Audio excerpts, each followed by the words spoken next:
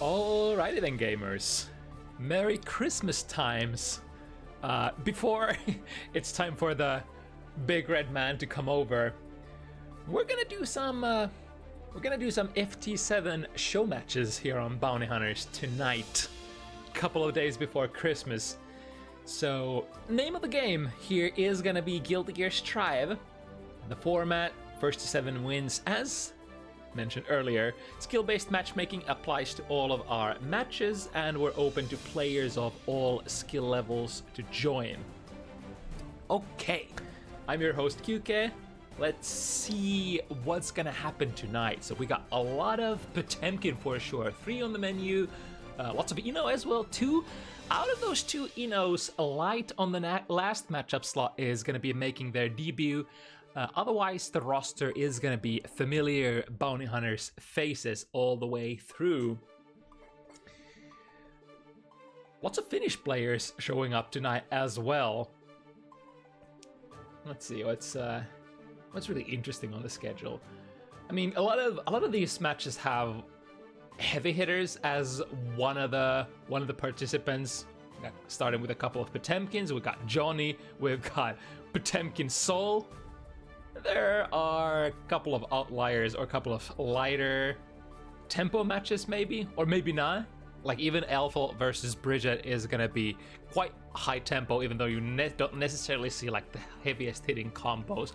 I guess the lowest damage power level match would be the matchup slot 1, the one we're gonna be starting with tonight, Froyo versus Miru.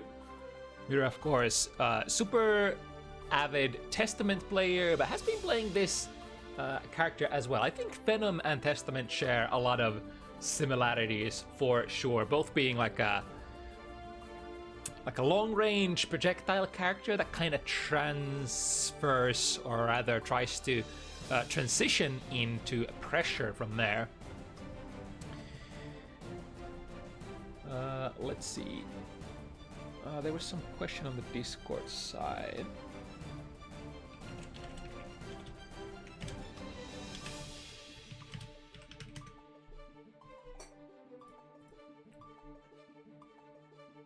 And then let's actually, before we talk any further game, let's call Froyo and Miru into the room.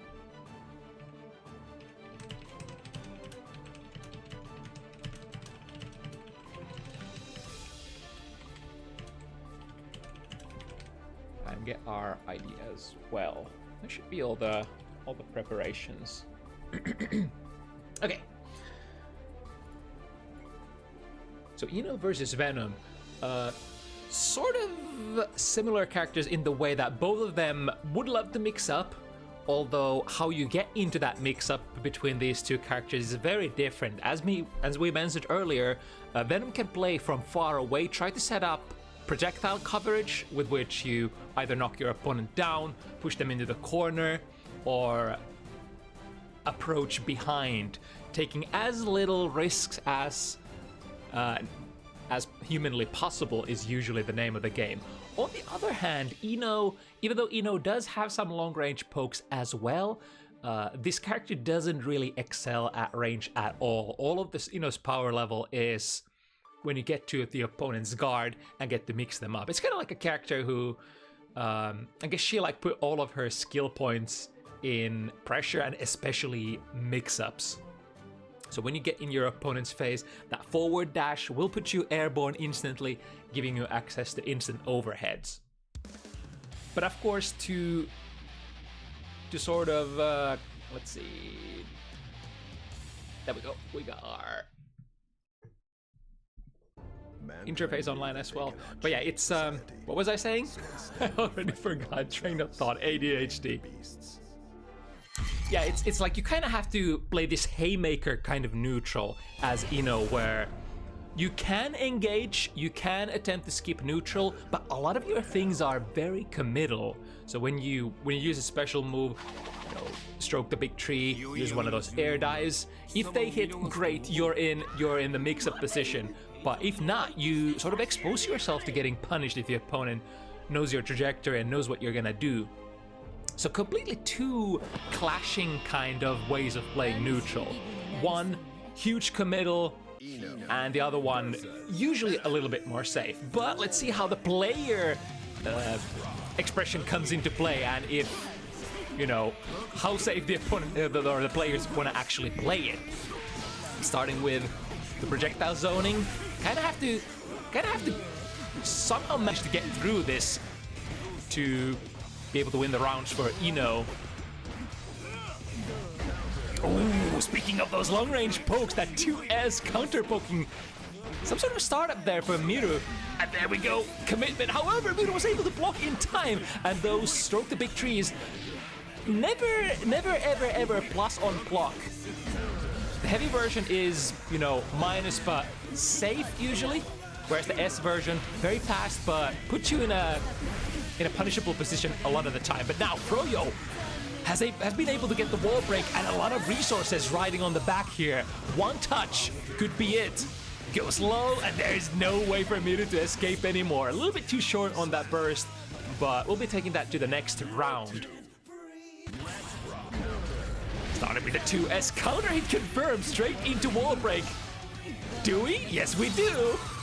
Half of the opponent's life gone, and now riding on potentially advantage of that positive bonus. Nice 2K there, setting the ball in motion, but also checking the low profile dive from Ino, or the slide rather.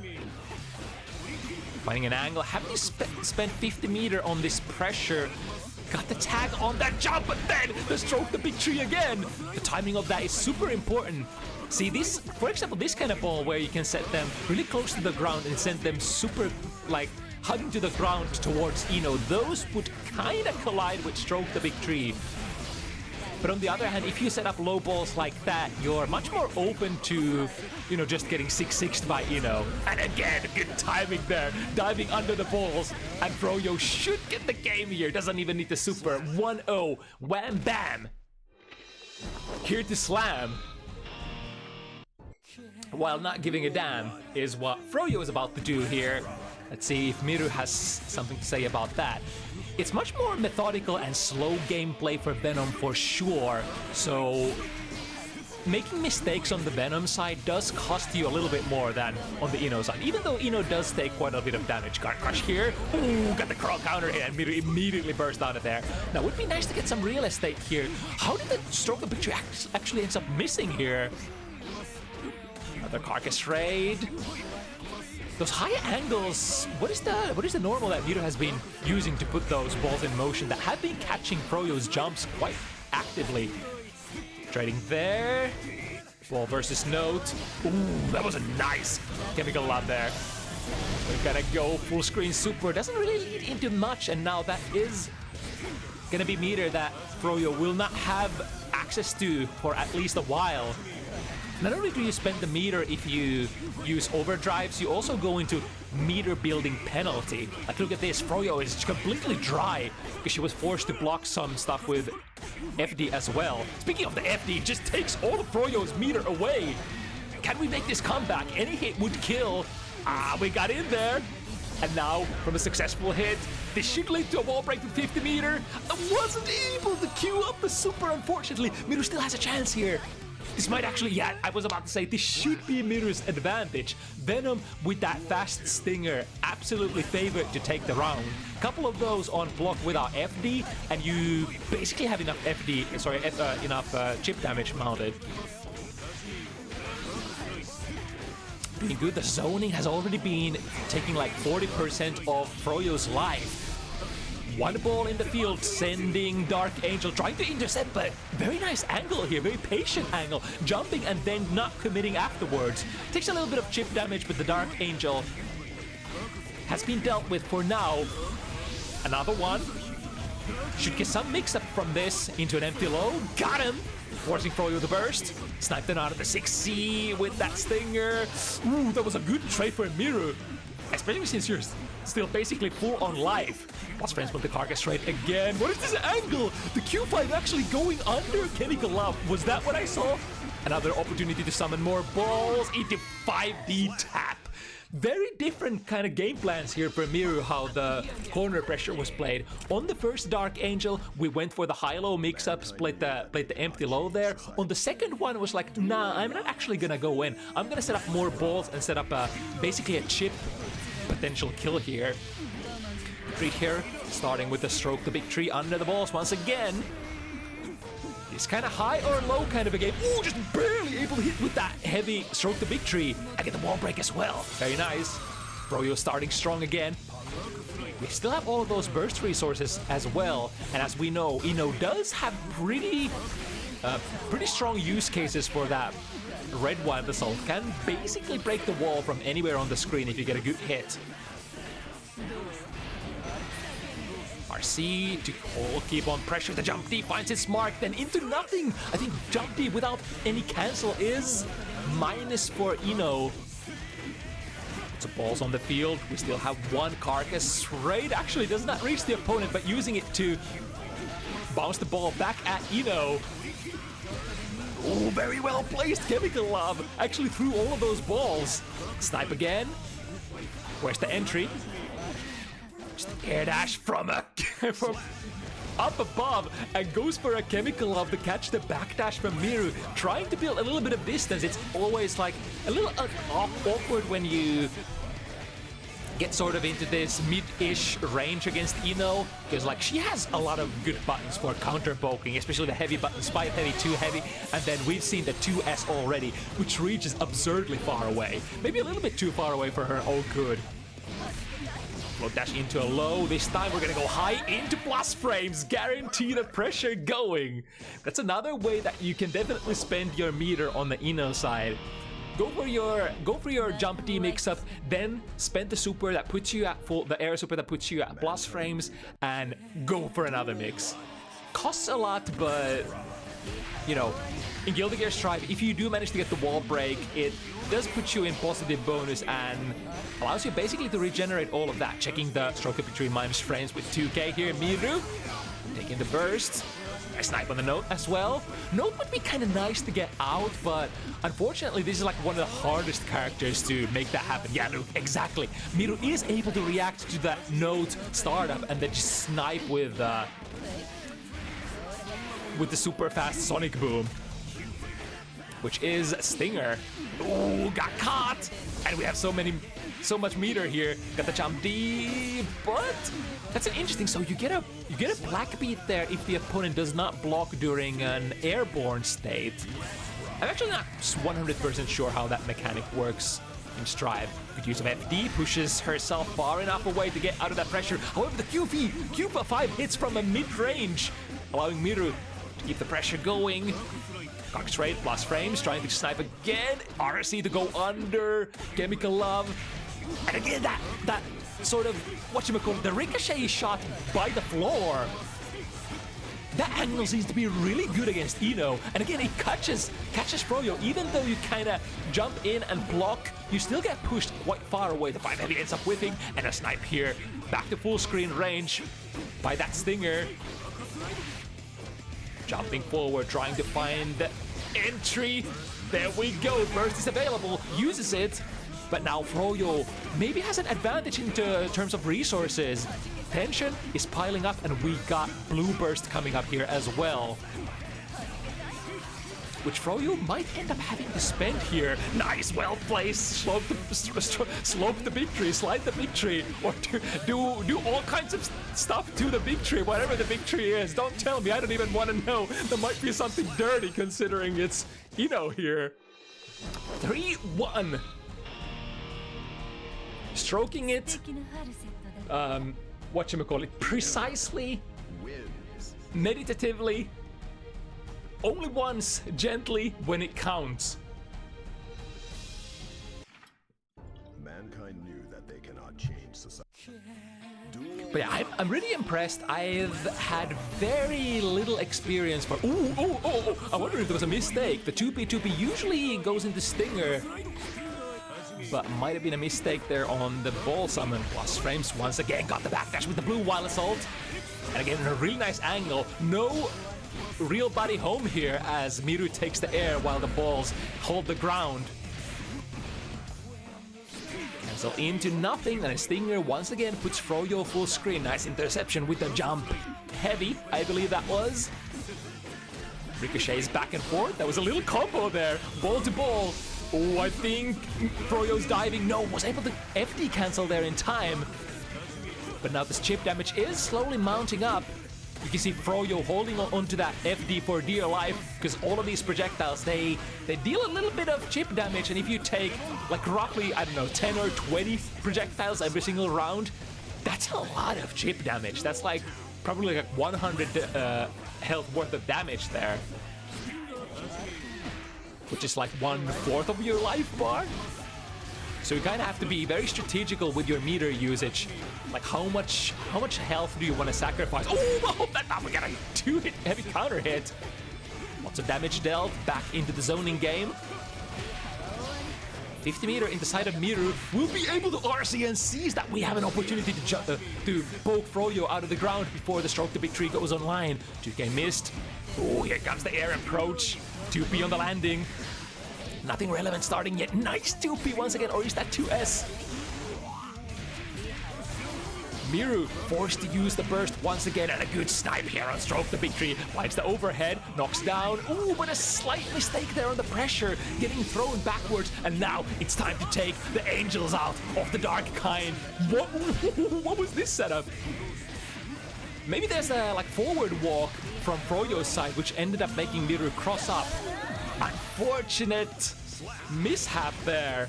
And Froyo shows no mercy, stealing that round back with literal 0 life to spend. From the overhead, we get a nice little hit. We'll be able to break the wall as well. As we'll go back to neutral. You on a character such as Eno, you would much rather always break with a super so that you can guarantee a mix-up position and never go back to neutral. But sometimes, you know, beggars can't be losers if you get a hit that's not to your liking, or slides into that 5k of Venoms. I think Froyo will have to respect here. Yeah, the Dark Angel is gonna push Froyo into the corner. However, finds a gap there between the projectile. Wait, is Dark Angel still there? You good, Dark Angel?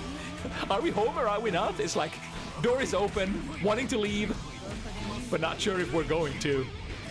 Back to the zoning. Miru basically has 0 life to spend here. Can't make any mistakes, and Froyo basically has the world. Could maybe even, with this little amount of tension for Miru's side, I wonder if we could slap the projectile super from Eno. Like the full screen one, you know, the command grab one that produces projectiles if you miss it full screen. Lots of momentum mounting up. Froyo, perhaps the favorite to win this. Gonna have to see what Miru can do here. It's very patient play as well. Kinda content with just jumping forward, trying to get to the exact range where you could try to send the stroke to victory. Speaking of sending it. And you can't keep on checking the low approach forever. Like we said, usually your low checks such as like 2K, 2P, buttons like that will be vulnerable against the float dash of Eno's. Alright, cancelling into Dark Angel, into the empty low. This time, I think Froyo remembered. Same option again, just hold block, hold low.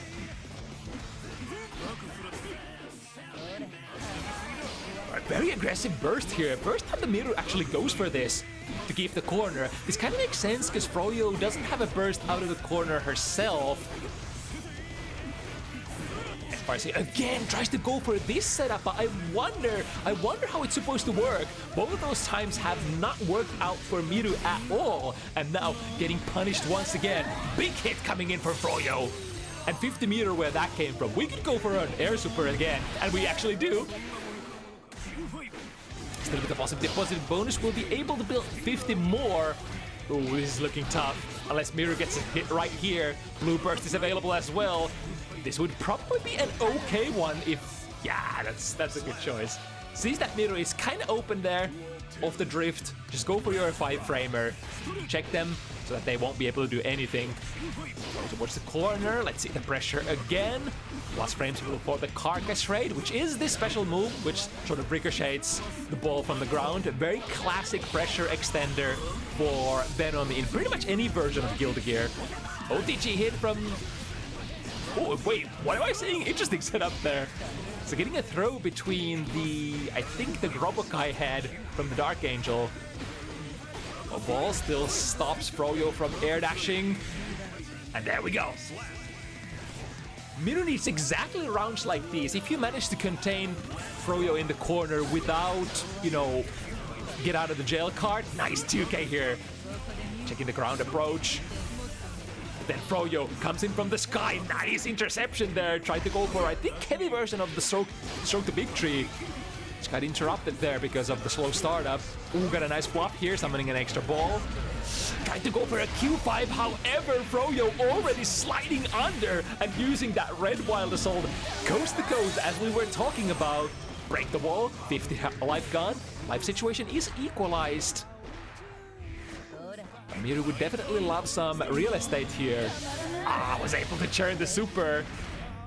Whether that is consciously or not, was able to find the gap with the reversal super, finds an overhead, and then doubles it up. Sometimes it can be hard to hit confirm those jump D hits. This has been the case always for Ino, but it somewhat doesn't matter too much, because when you... Even if it lands on block, even if it lands on hit, there is still like a frame trap threat afterwards, so you could just go for a 6-6 and mix them up again as a pressure, pressure reset or a remix up kind of a way. Now we have the corner, but we do have to outplay the burst. OTG super does quite a lot of damage, and then you realize, I think for that kind of... Oh, nice F-Shiki! No hit confirmed though. I think you might need 50 meter for that, no? To the other side, the command crow stuff is so cool for Venom. And there's a lot of power level in that, allowing you to basically break the wall from anywhere. Patient play here once again, sealing the ground access. No stroking here. Ooh, a big Hail Mary from the round start. Takes the air and then goes for the horizontal dive in the air, resulting in a pretty decently large combo. Ooh, tried to stroke the big tree there, but that time Froyo went over with an air dash, or rather forward dash, float dash. Right, able to check on the landing here. 2P lands. Ricochet shots, getting sniped by... Oh, straight into a command grab. Okay, or sorry, this... No, this wasn't a command grab. That was just a reversal super. Was pretty sure that, I guess, would get checked on the landing.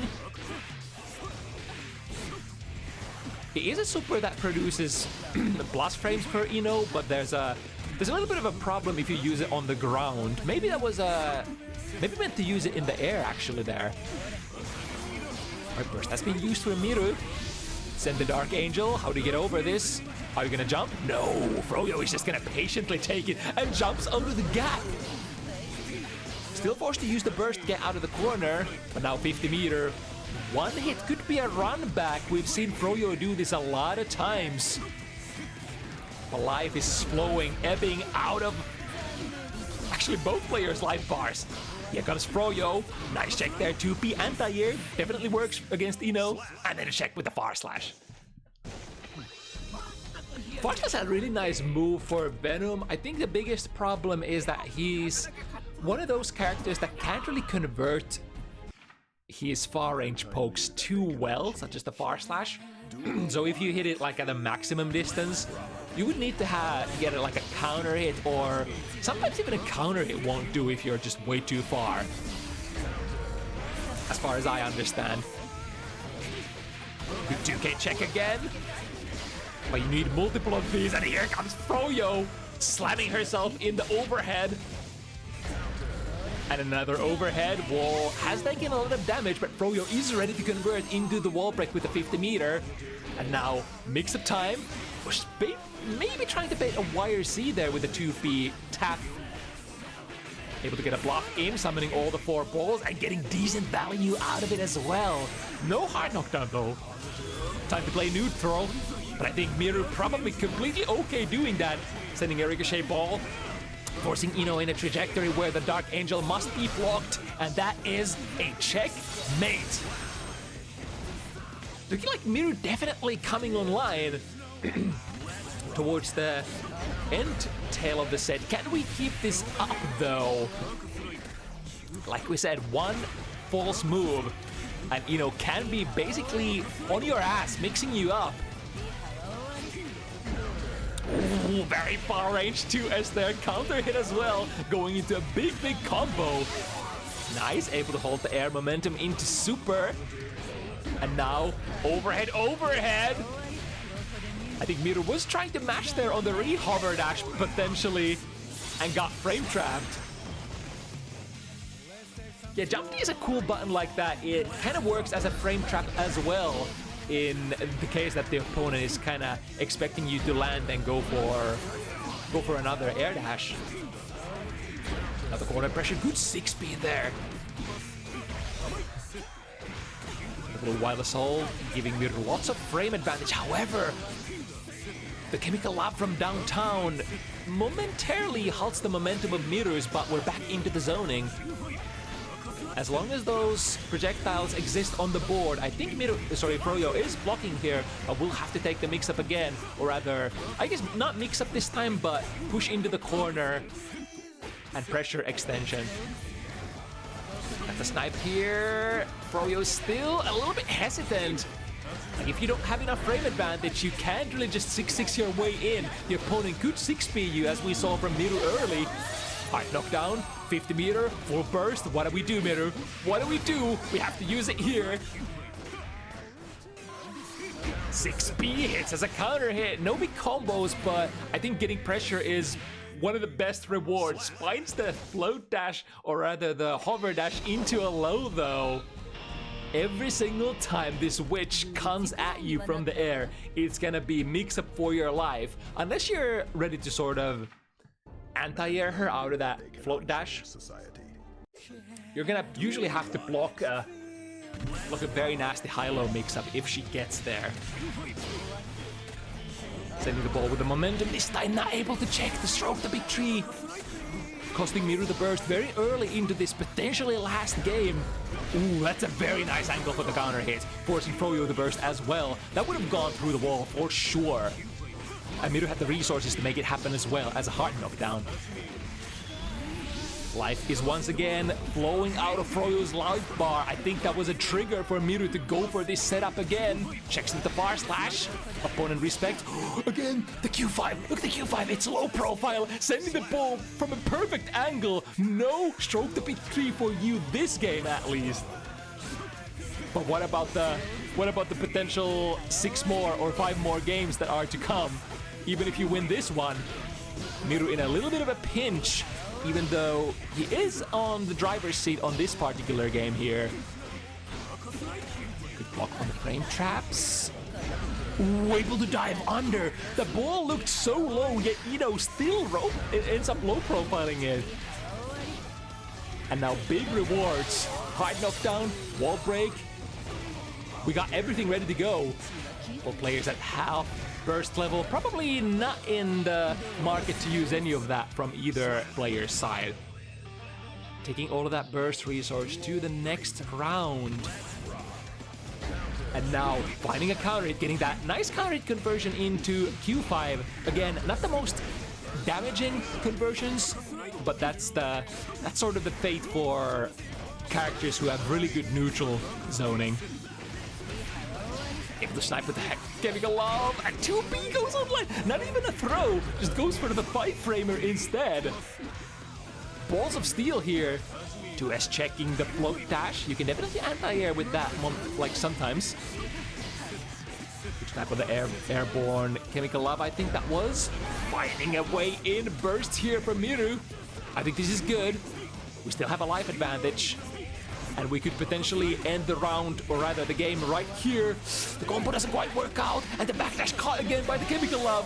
immediate wall break here. Miru has a lot of resources in terms of tension to defend with.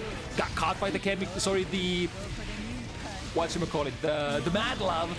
There's a lot of love that this character has to give, and with all of that love, able to seal the deal here. 7-2.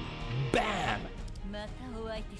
Starting out rather even, but after the warm-up period, Froyo was able to build decisive amount of momentum and lead, out of which Miru just couldn't quite recover from.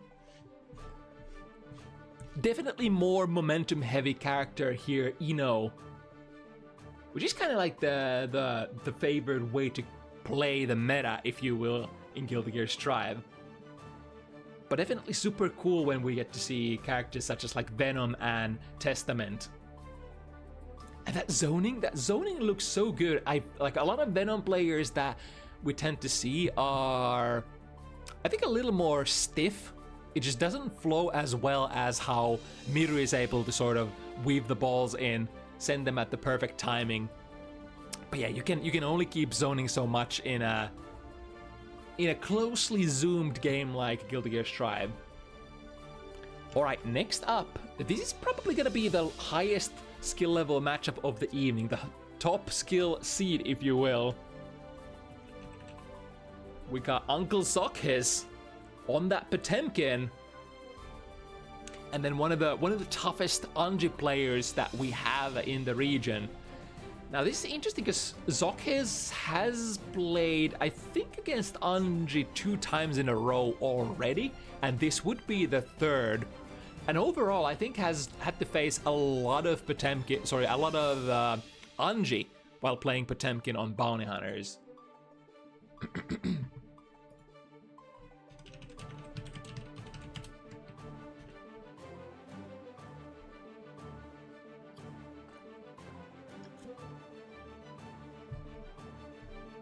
He's a very popular character, Anji, for sure. Both on Bounty Hunters as in the general European front. Especially since Anji has grown to like a, almost like a, not even almost, but like a complete competitive character. Used to be thought of as a little bit of a meme at certain point of Guilty Gear Strive's lifespan, but a lot of the small changes have slowly like built up to this unit that is able to win tournaments if you put the effort into this character.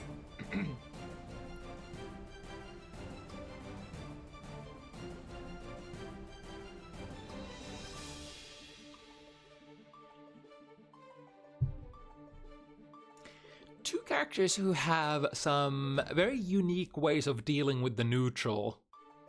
Anji, of course, we know the Gorilla Spin, which is the bane of super strong, like full screen, mid screen pokes. If you think you have advantage at neutral against Anji, let me tell you, not really. Like, best pokers can't really do, like, you can't really sort of control Anji from playing his RPS. Of course, if your character has projectiles, it's a little bit better, because spinning into a projectile doesn't really get you a guaranteed punish per se.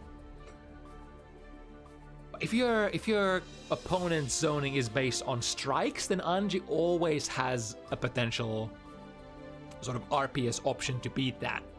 It does put him into a position where you kind of have to commit really hard, just like kind of how Ino in the previous matchup slot plays neutral. But it is those Hail Marys that you can send are very damaging, very rewarding. So even if you commit, there's a decent chance that you're gonna smack them really, really hard if your read is on point. And it's not the easiest thing in the world to prevent Anji from spinning either. It is a timing RPS in nature, and Anji of course has like opportunity to hold his gorilla spins, which makes the sort of the parry frames happen at slightly different timings, can extend the sort of the parry period a little bit.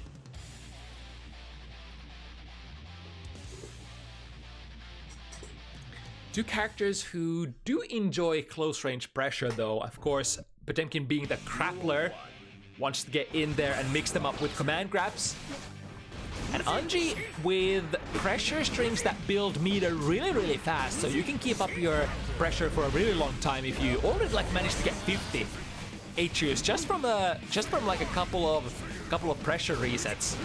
And there's so much that can happen off. Ooh, interesting. So it goes into the.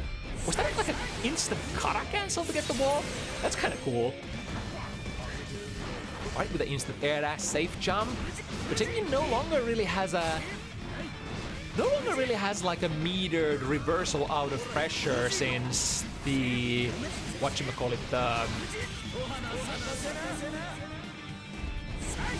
since the super PRC got nerfed and would nowadays use 100 meter instead of 50 meter. Nice tap there on the jump over. With the double jump, switching sides. And once again, Hoojin pressure. When you end up holding the Hoojin input, you do get this opportunity to go for another special move or follow-up special move from your follow-up special move. So creating this interesting kind of RPS game. Speaking of RPS, able to get the parry on that strike.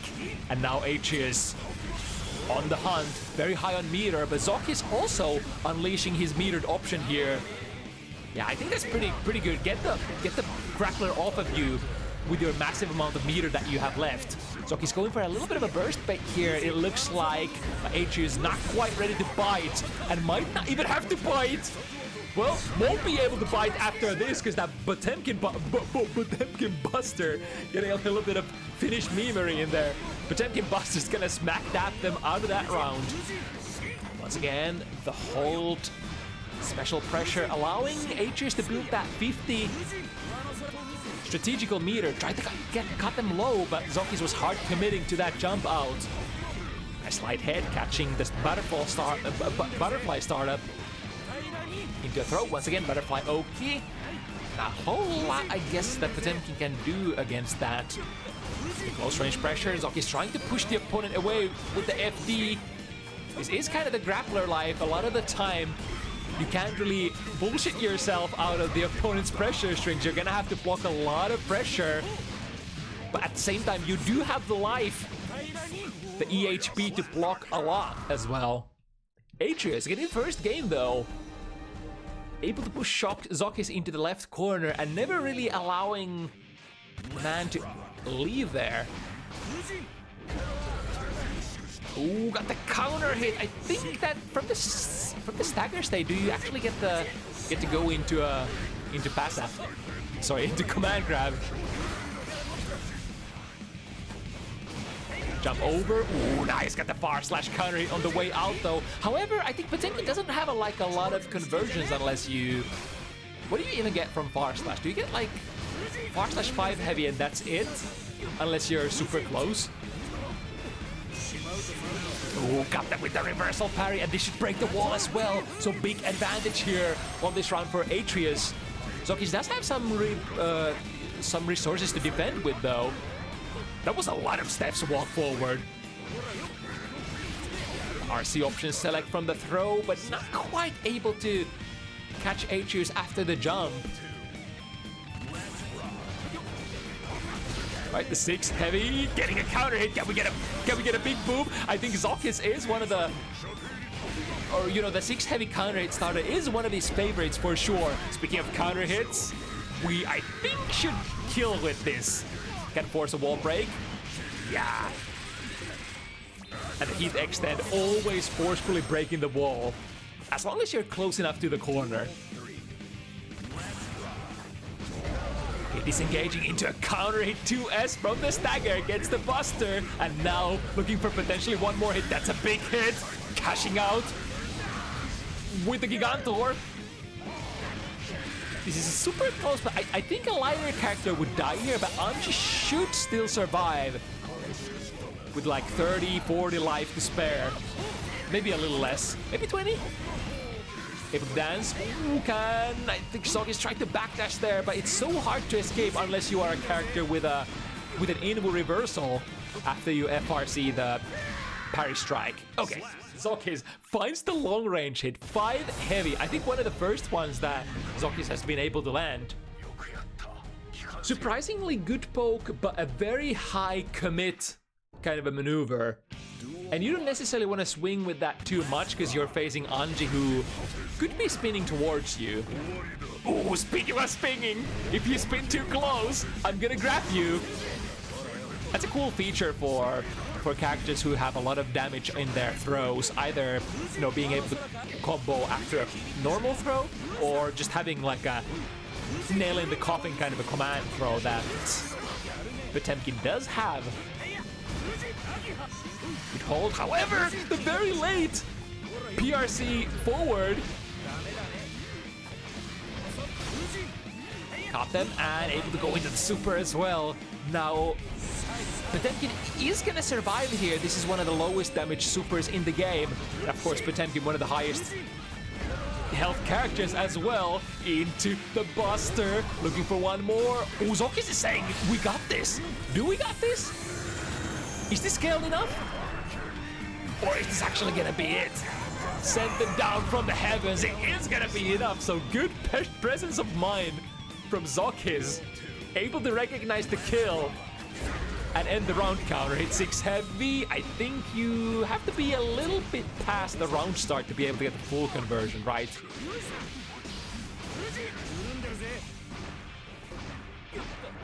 Close range stagger pressure. However, ZoKHiZ holding on to that FD. Again, the hammer fall rings on the parry frames of the spin. Got them with a Fujin. 100 meter for Aatreus. This is dangerous. Good RPS jumps out of the Rin. Sorry, not Rin, the whatchamacallit, the projectile that makes you plus. Alright, got that.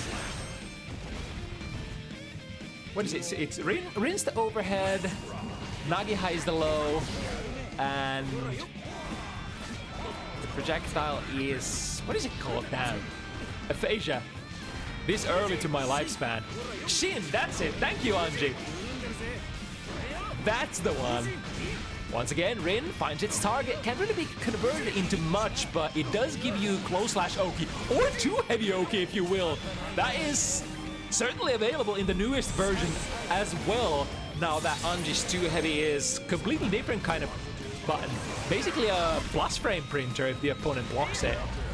Ooh, caught them with the far slash 5 heavy, but the follow-up is a little dubious. Falls straight into the Buster. That's a kill, right?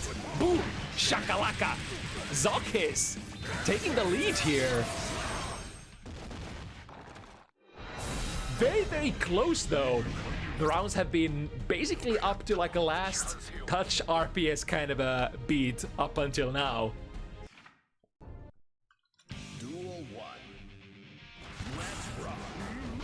Ooh, tried to go for a Karabuster right from the get-go. Nobody home this time though.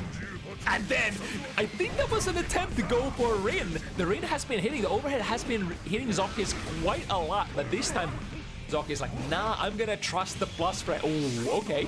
That was a hard read and a half. This time Aatreus does not hold on to the up block, or the up back rather. Completely avoiding the heavenly Potemkin Buster, and then not only that, but putting ZoKHiZ through the wall. We got the throw, we got the 100 meter. Ooh, looks like a late air backdash overhead kind of a mix-up that ended up missing.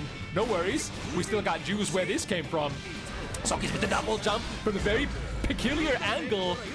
Aatreus wasn't able to initially anti-air it, but back into the blender we go.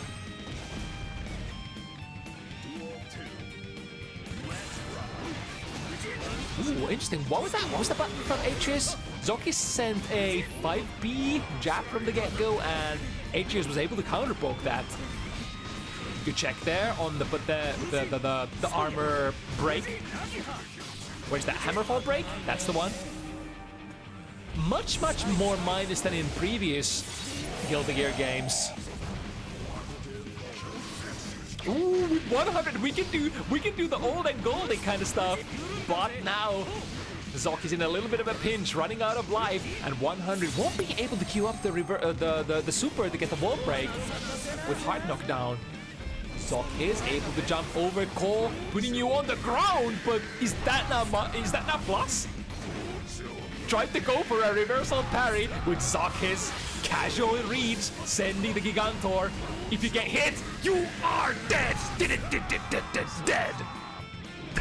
That's so much garbage there. You can't even burst that on you can't really burst that because you get hit by the Gigantor on the way down still, and you have to hold the pressure potentially from Potemkin. Okay, gold burst on board. Tension coming in for Aatreus. Yeah, these are kind of the main meat and potatoes of where the meter is gonna go. Wall breaking bound. Warning, warning. Potemkin through the wall. But look at ZoKHiZ's resource game. Burst is ready to go. And we got that ever important 100 meters soon to be landed. I think tries to go for the kill. Another RC, is that enough? I think it's so close. This is so pro-rated, but I think it should be. No, never mind. Never enough. Anji ends up being too tough. Cole into plus frames. It's so plus from that slowdown that you get to actually press button on the way down. Another gold burst. I think this is good. Because like you wouldn't be able to burst anymore here. Aatreus making some really king plays.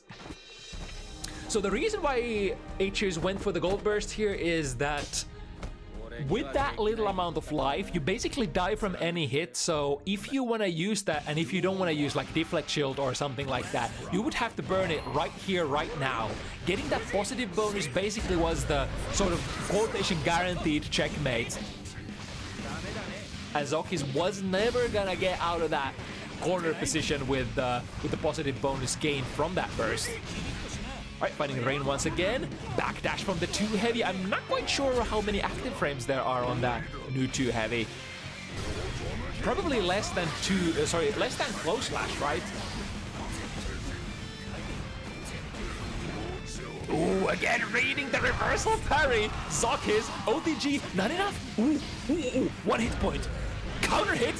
That's, oh my god, is that gonna be a kill? No, deflect shield, but the Fujin pouncing back into there after the deflect shield, and Aatreus ends up stealing it! No way! ZoKHiZ thought that the close slash OTG was gonna kill, but it don't! It don't! And of course, failing to kill from that OTG puts you in a slightly precarious position, I guess. Like you could be you could be like close slash anti-airing, starting your pressure with a close slash from point blank. Alright, we got the wall break. Not being too bummed about the last round. I think ZoKHiZ is one of those iron nerves kind of a character.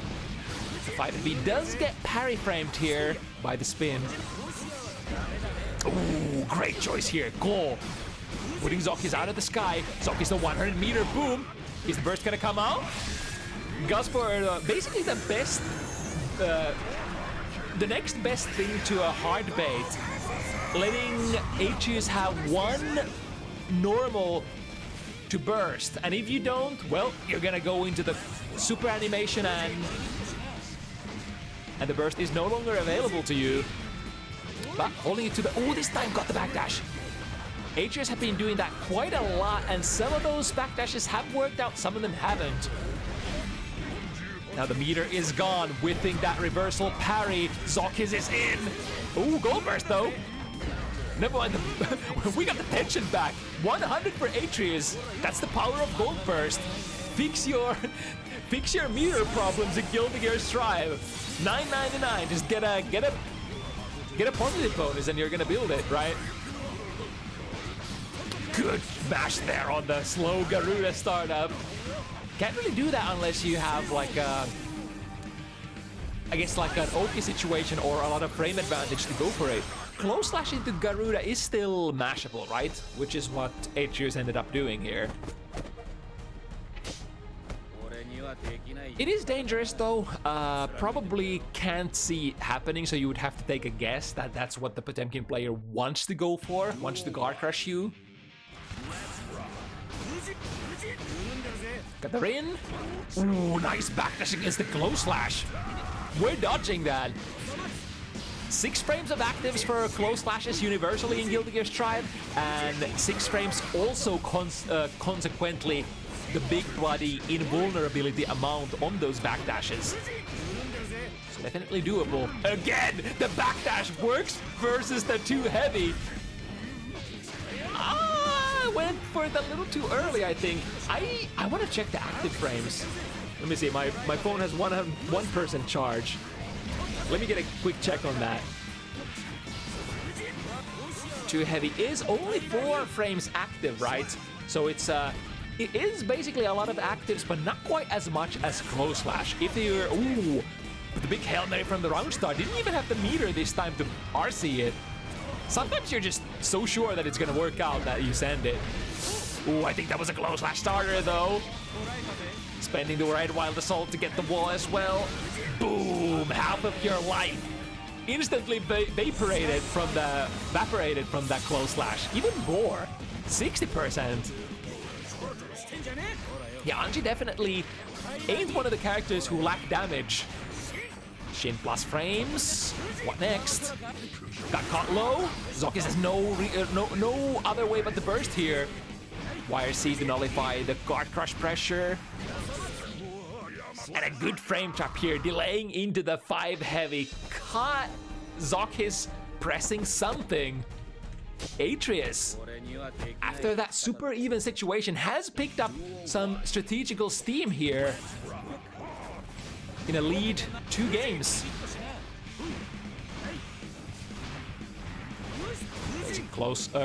Guilty Gear Strive, close slash stagger pressure. Working out pretty well for Aatreus. Ooh, got them with the too heavy. Some characters would have to, like, to punish core, you would have to go for an air throw, but characters who have like a really far-reaching, high-reaching moves can go for those as well if they're better. And I guess in terms of a character like Potemkin who has a slightly slower jump startup, you would probably not favor, if possible, wouldn't like to jump and go for the air throw option. Go for something bigger instead. Double jump. Ooh, nice RPS here. Aatreus doesn't end up hitting the anti-air, not getting baited. Oh, but speaking of getting baited, this time Aatreus has the option select to catch the backdash. It's a timing kind of game though. Sometimes you hit it, sometimes you might not. Unless you're completely cracked out of your mind. Ooh, the late air dash! The cool jump slash into late air dash jump slash while Potemkin is still about to land. That's kind of criminal. Can you only do that if you catch the opponent airborne with the core, like super high up in the air? With the frame grab, ZoKHiZ comes from the sky with the jump D, and then into the mix you go. Empty Buster, the classic Crampler mix-up. Waits for the gold first. Can we get an air throw? Yo, old Guilty Gear head straight into a successful win. That was basically the lowest altitude air throw you could ever wish for. Used to be the best anti-air option in Guilty Gear games. Although Strive has sort of revamped that system, where 6Ps are super extra powerful, as well as air-to-airs are kind of good. And of course, throws being a little slower makes sense. Oh, wait. Touched into the armor? But ZoKHiZ was not close enough to get the throw.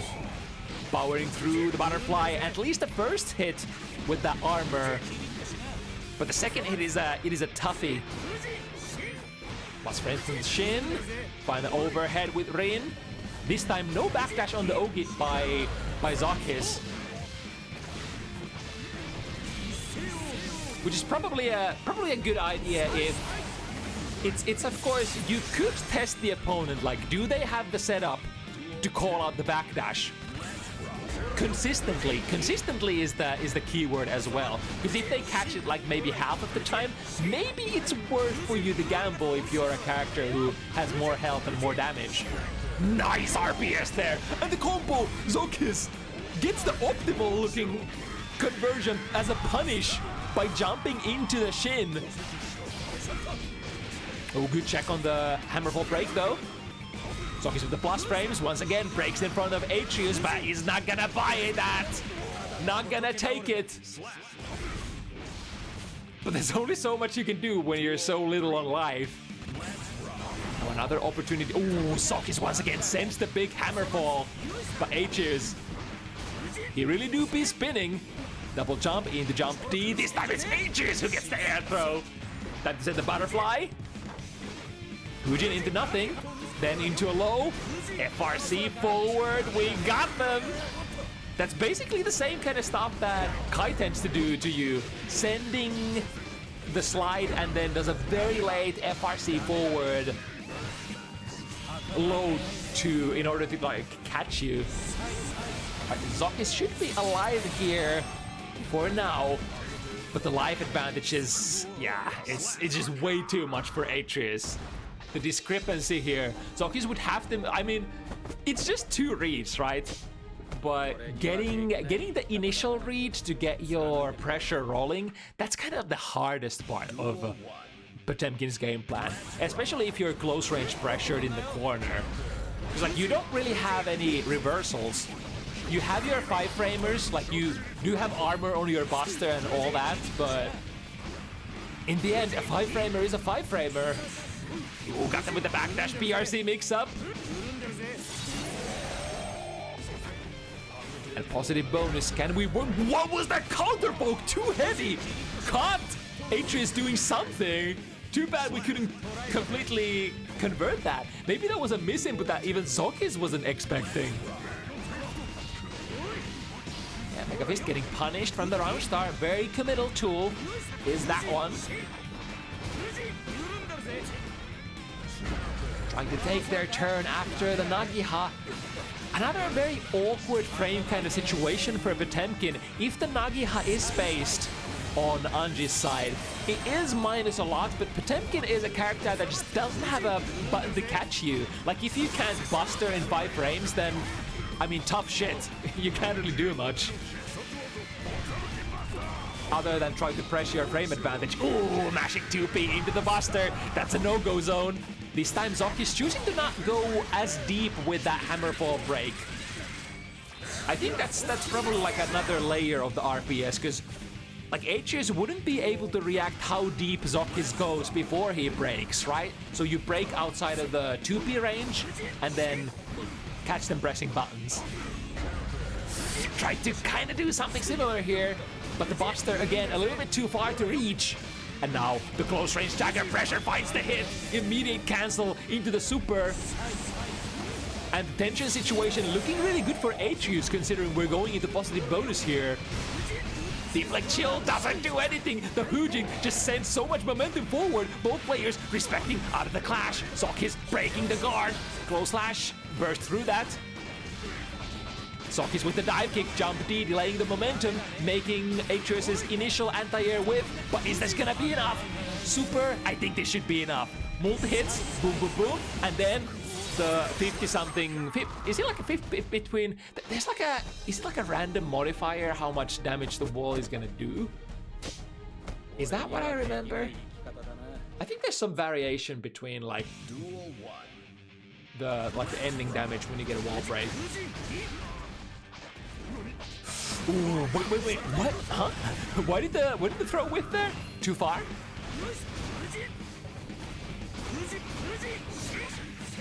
Tried to go for the Buster read, but this time Shin putting Anji airborne, completely unavailable.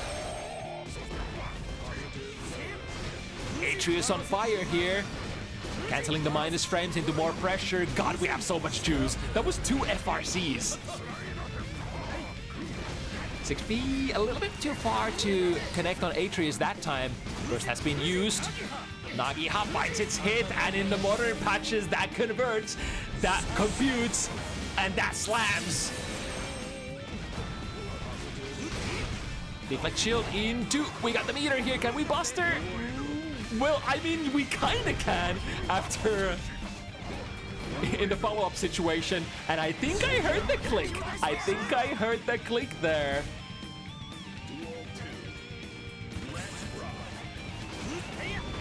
Hopping over, ooh, another click here, clicking back and forth. This time the parry frames of Anji catching it. Good jump into a complete, like, full combo. Got them with the 2S frame trap, and now... Interesting, so no meter burn here with the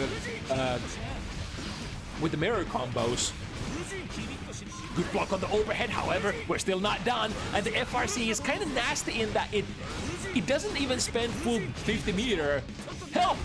Let me get out! 2B2P, ZoKHiZ blocks, plus frames, tries to jump, no dice. And this round should be, no, never mind! Far slash completely ends up airballing. ZoKHiZ still has a chance to end this game. Burst has to come out right. Good timing, putting ZoKHiZ in the corner. Good tack out of the air and then into another FRC low. That's so nasty. Like, look how little that spends. If your FRC timing or like your fast RC cancel is on point, you're basically spending like, what, 20, like 30 meter maybe? And maintaining the rest of it. Ooh, got the hit. This should go into a kill, right?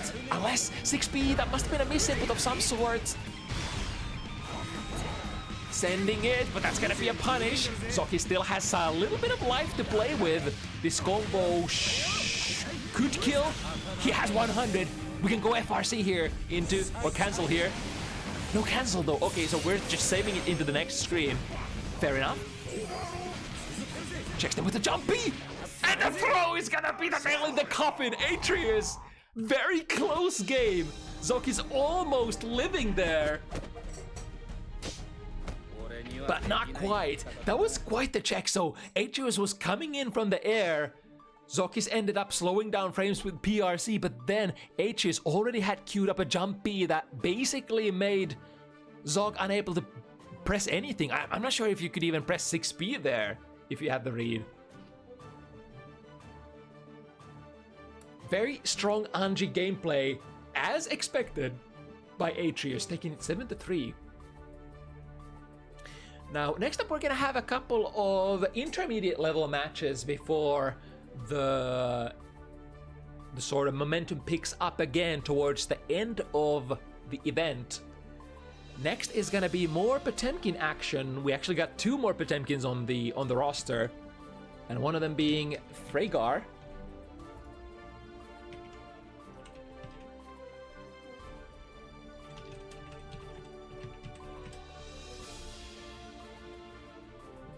Now, interesting thing here, Lussu did play versus Niemi's Potemkin last week, and Lussu and Niemi being practice partners, allowing Lussu to have quite a lot of experience in the matchup. But even if you do play a lot of a particular character, that doesn't necessarily guarantee that you have a different Potemkin player's number. Because of course, player expression is a huge thing in many fighting games, as is the case in Guilty Gear Strive as well.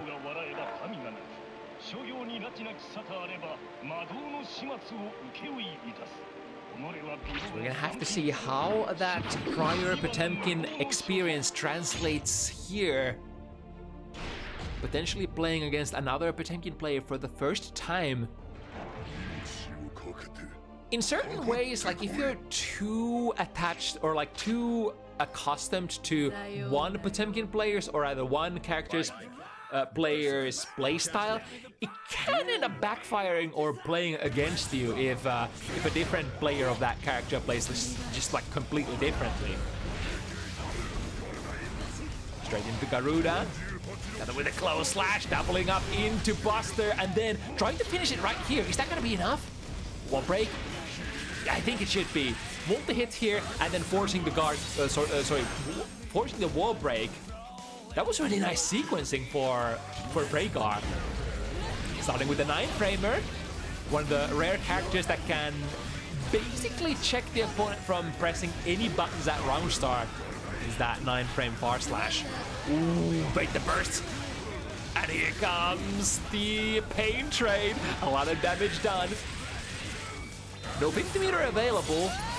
Forcing the wall break here with the heat knuckle.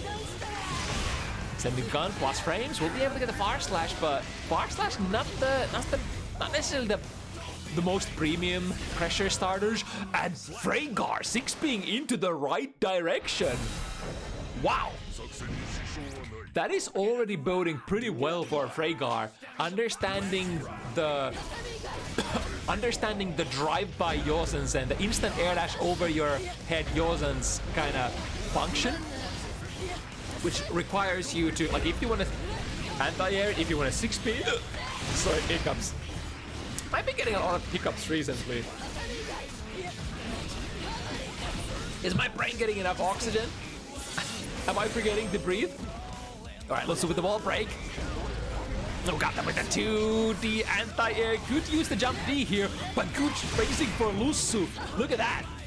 If you space yourself properly, you can completely avoid having to deal with that Jemkin jump D on block, which is probably the favorable position to be in.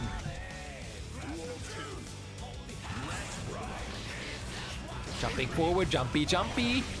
A lot of, like, downside for Baiken's air game is that a lot of her like good buttons have quite a bit of startup. Jump slash, jump heavy, Yosan. If you want to press those buttons, you are potentially interceptable with faster buttons such as jump Bs. Loving Garuda, sending the frame trap with the flick. Contained in the corner, we got the read straight into the 50-50. You pull somebody back to the ground with that heat knuckle. They are in such a massive frame of disadvantage that they have to basically guess between a buster and a frame trap. Ooh, the 6B actually clashing here with the chains of Baiken, aka the Kabari. Ooh, speaking of which, the S version catching Freygarr here, allowing for some custom combos. That was a really cool and sexy side switch.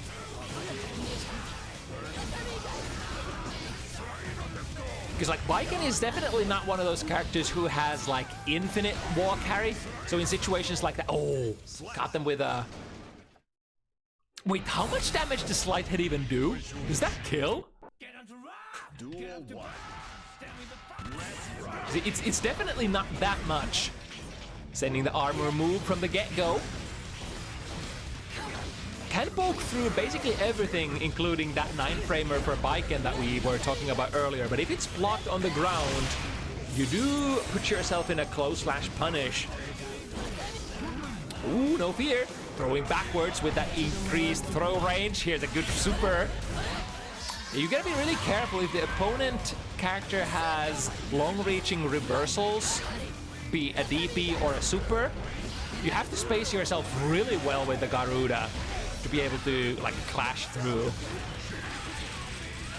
I think Garuda Impact used to be much better in that regard, but it's lost some of its efficacy. And snipe with the gun. Successful kill for Lussu here. Looking for potentially one more. Looking for the first game point. With 2D from half screen away. Ooh, and the massive reach of that flick prevents Lussu from getting to the striking distance. But then Niemi actually has. Wait, you can press 2B there? Is that 6B? That's kind of cracked. Hopping over, the gun completely missing and getting a Freygarr a kill. Rather even situation here in terms of burst. But Lussu would definitely love to get this round to get the game in order to not let Freygarr run away with too much momentum. Plus frames. And the tether keeping them tightly packed. In many characters' cases, like the go-to are checking with the 30-framer. Alright, we can definitely get a positive bonus here. Actually goes for it before the burst comes available. That's kind of good sequencing. Plus frames, into throw. And then tries to OTG kill with 6 heavy, but that's not going to be enough. However, the tether is still attached. Pulls Freygarr into the close range pressure. No escape. It's always a bummer when you go into an OTG kill attempt. We've had a couple of those here on Bounty Hunters tonight as well. You would much rather, like, if you know the OTG ain't gonna kill, then you would try to get your best pressure starters, such as like close slash from many characters. Oh my god, that flick hits so high up in the air. Yozan going active, but getting punished on the landing recovery.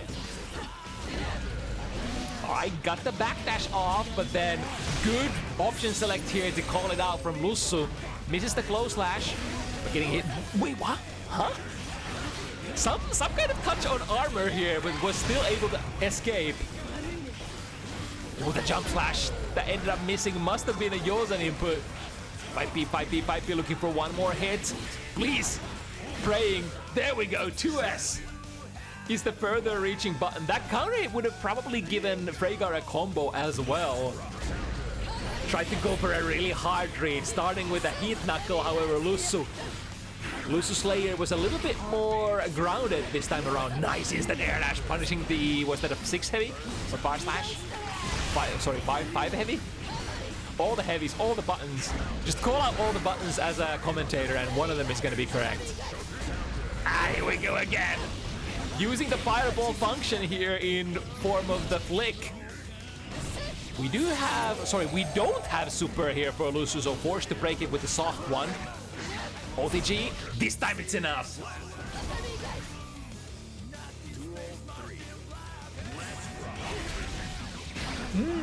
Chose to not actually full send the armor move. If you do break out of that, that does put you in punishable frames for a while.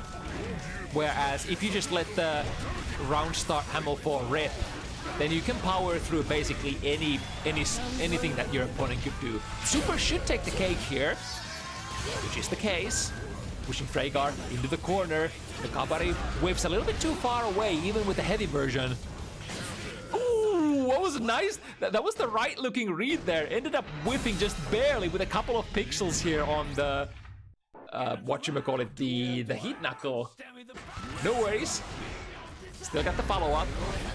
Tried to go for a 5 heavy far range poke, but Lussu approaching from the sky, forcing a burst, but now there is no burst. Jump out of the Kabari, but a simple neutral jump ain't gonna do enough. This should be a wall break. Or not, even better, not forcing the wall break since Lussu didn't have the meter to go for the hard knockdown there. One of the best sort of adjustments that you can make if your character is not absolutely cracked at neutral, don't break the wall on a soft one. There we go, this time not breaking it, and it ends up breaking the far slash from Lussu. Got them with the airborne armored move. Frame trap into Kabari. Where's my voice? This time blocking the 30 frame reaction check. Ooh, still recovering out of the armor break. Or the hammerfall break. Nice bait on the burst. This is not quite gonna be the kill. Freygarr has a lot of different resources to defend with here, but life is not one of them. Ooh, got the throw. Waiting for the burst. The burst doesn't come. Here it comes. Delayed one. Jump slash. Oh my god, it hit so far horizontally. Able to counter poke the flick from Potemkin and jump slash from cross up? Are you kidding me? Ishiwatari's curse be upon you if that was a cross up. Absolutely dirty looking sequence for Freygarr. Jump BP, anti-air, fair 5 frame, anti-air goodness. A la Guilty Gear Strive. Nice. Ooh, but even nicer read here. Backdash out of the command grab.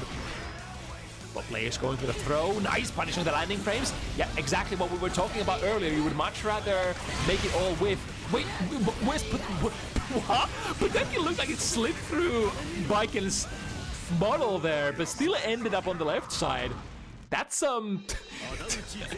that is some Guilty Gear shit right there. It doesn't matter, no matter how long you play Guilty Gear, you see absolutely wacky kind of shit that you've never seen before. Damn, that's weird. I'm not even sure what happened there. Ooh, got them airborne, but drops the combo. Let's see if Freygarr is able to break out of the corner. Nope, far slash from very far position. However, the curse of far slash for Baiken, you can't convert that if you're too far away. Got them with a gun, attach the S Kabari as meaty, and then 5B from Potemkin is such a lot. There's such a lot. High vertical anti-air.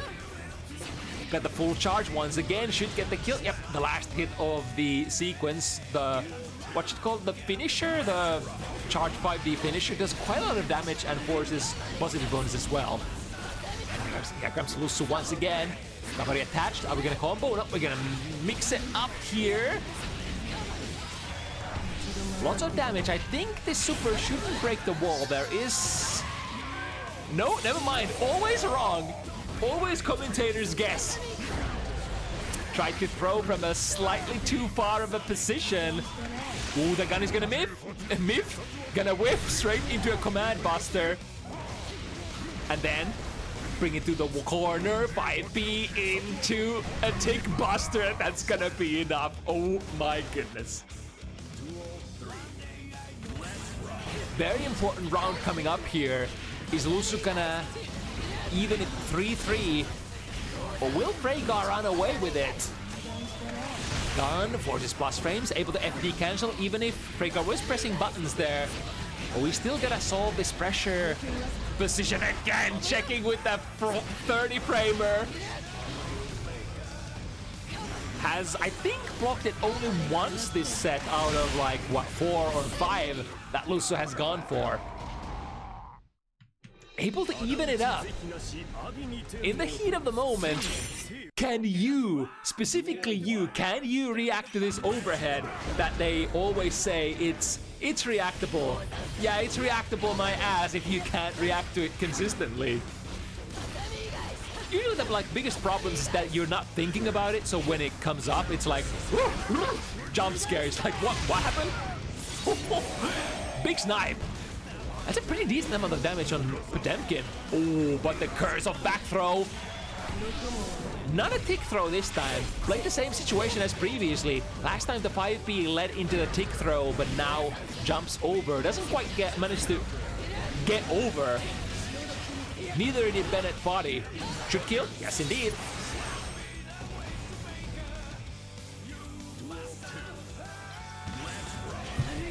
Alright, I think for the first time, Lussu has been able to get a little lead here. Let's see if we can capitalize on it. Aggressive burst into corner. Freygarr is getting very close to his burst as well. Ooh, beautiful, the backdash again. No, even more beautiful game counterplay here for Freygarr. Waiting for the jump. I'm not sure if that was a reaction or just sent it, but it's gonna do a big nuke of damage nonetheless, securing the round for Freygarr. Yep. Trust in your read. I think if you're sending the armor move from round start, trust in your read. Just let it rip. I mean, you're fighting against a character who is gonna forward slash a lot on round start. Ooh, got him. Into.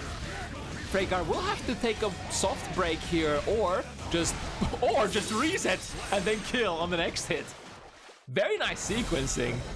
Looked like a combo drop for a moment, but I'm sure that was completely meditated and intentional because it led into probably the best case scenario that it could have been for Freygarr.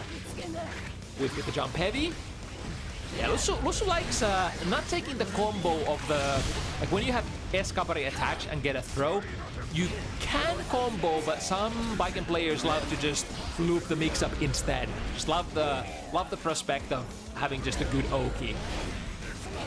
And it does make sense in certain ways. If you don't have the kill combo yet, then just keep mixing.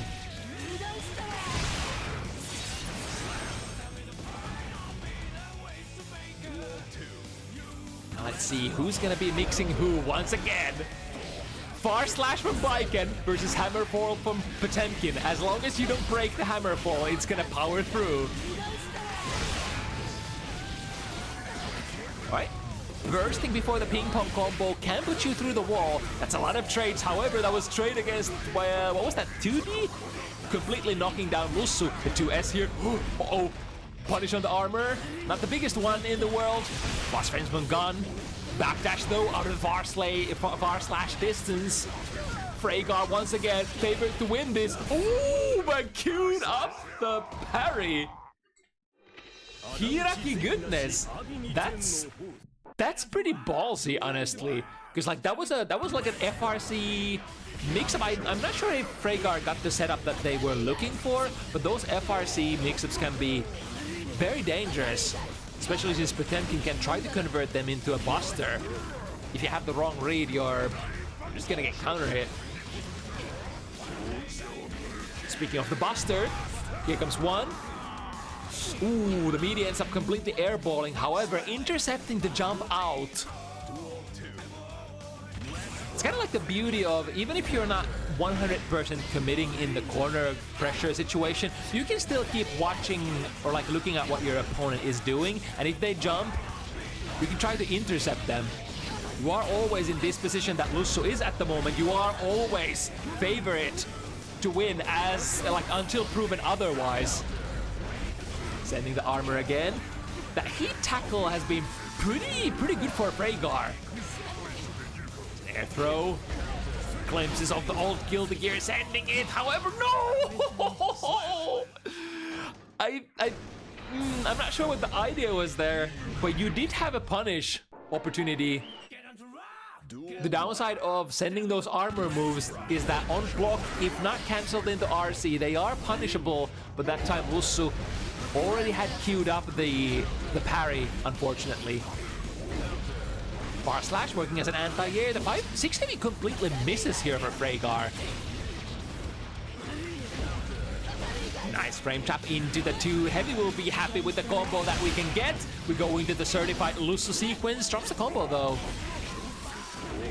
Unable to see that the 2 heavy is incoming. Very slow startup move. Let me just buster that.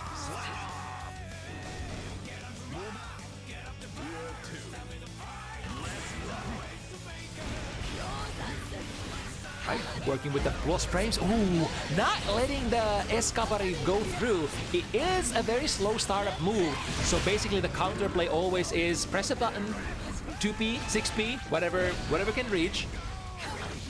Ooh, got the backdash with the escapade to the other side. Again, Freygarr is so good. So good at choosing the 6P direction. So this setup that Freygarr played looks like it's supposed to be an FRC, right? But I think not getting the FRC out fast enough. Something like a... Ooh, clean, absolutely pristine, polished Ming Dynasty Chinese China. Alright, Freygarr on 6 points. Lussu not that far away here, sending the heat tackle, which even if blocked in the air is going to be plus for Potemkin. The requirement for punishing it is that you are grounded at the moment because of the universal rules of Guilty Gear Strive that dictate if you get hit in the air, you're gonna get a lot of landing recovery. Slashing from really far away, then Jijin. And now, sending it to S, Freygarr is on a blocking posture until, ooh, escapade is plus. Caught them being naughty. Is this gonna beat? Yeah. Because like, this would be kind of good if you had, or wait, does Super always break the armor of Potemkin's? I forgot. Either way, you would need the life to power through, because Potemkin always takes the damage still, even if you try to armor something. Ooh, big counter hit.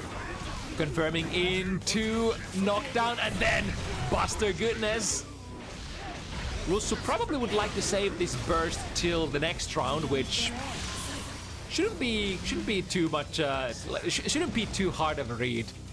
Sorry, too hard of a commitment. Kind of easy to see that we're not in a good spot here, so just save it till the next one. Approaching from the air, powered by the escapade. Ooh, speaking of approaching, you go airborne, I'll send this one. Got the backdash! Not quite the combo, there is a bounce on the wall. Wait, jump D there? Freygarr, 7-4. What was that combo? Was that... I've never seen that. So went for like a jump in, got a couple of jump in moves, then jump D to land in the middle of the combo, and can you still pick that up? That was a really interesting looking sequence. Is that a real thing? I don't think I've ever seen a combo quite like that. But if that was a real thing, then I've learned something today. Okay, Freygarr seizing the win, exiting the arena victorious. We do still have one more Potemkin game after this one, but before that, let's rock LagBoy Johnny versus Slityn Happy Chaos.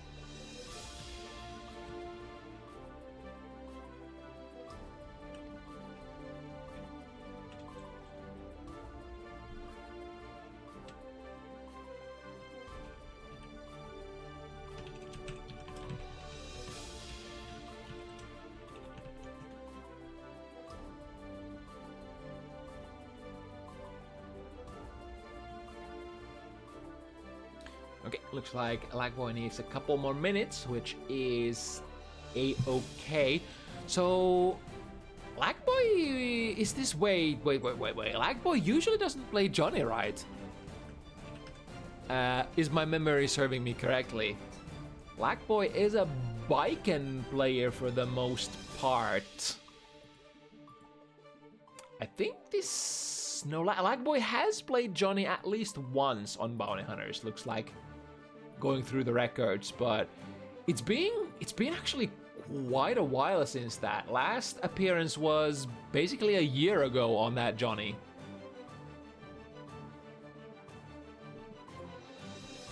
So hopping on that Johnny train again, at a time most dire from the Johnny player base.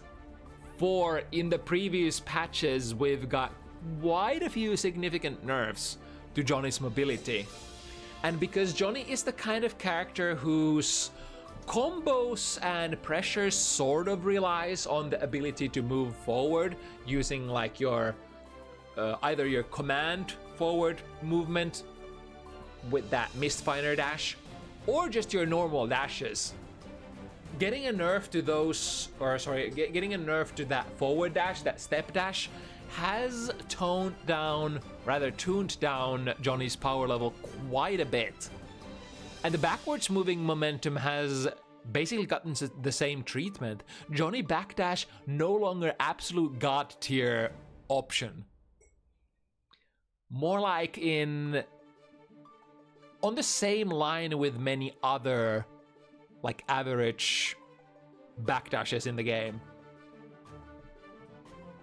which is very like it's been a long time since we've seen Johnny with like was XX Johnny backdash the same already?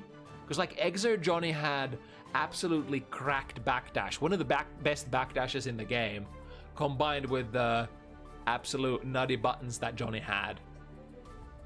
And then at the start of, or like at the beginning of Johnny's cycle in Guilty Gear Strive, he still had that absolutely nutty backdash, but now it's just completely gone.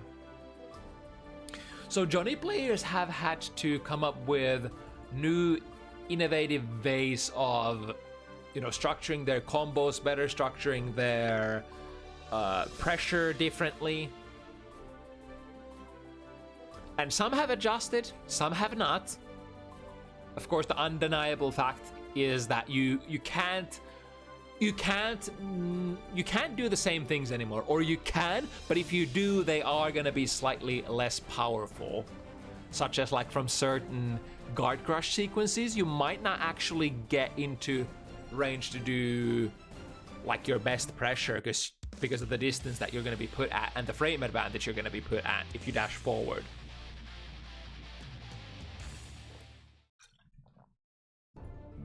Alright, so rocking the Slityn and LagBoy. Reflecting on themselves, they blame the beasts, heaven or hell.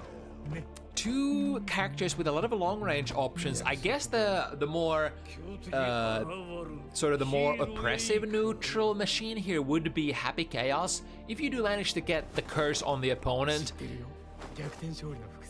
the reticle lands on the, or rather locks on the opponent really fast with, or very efficiently with the steady aim.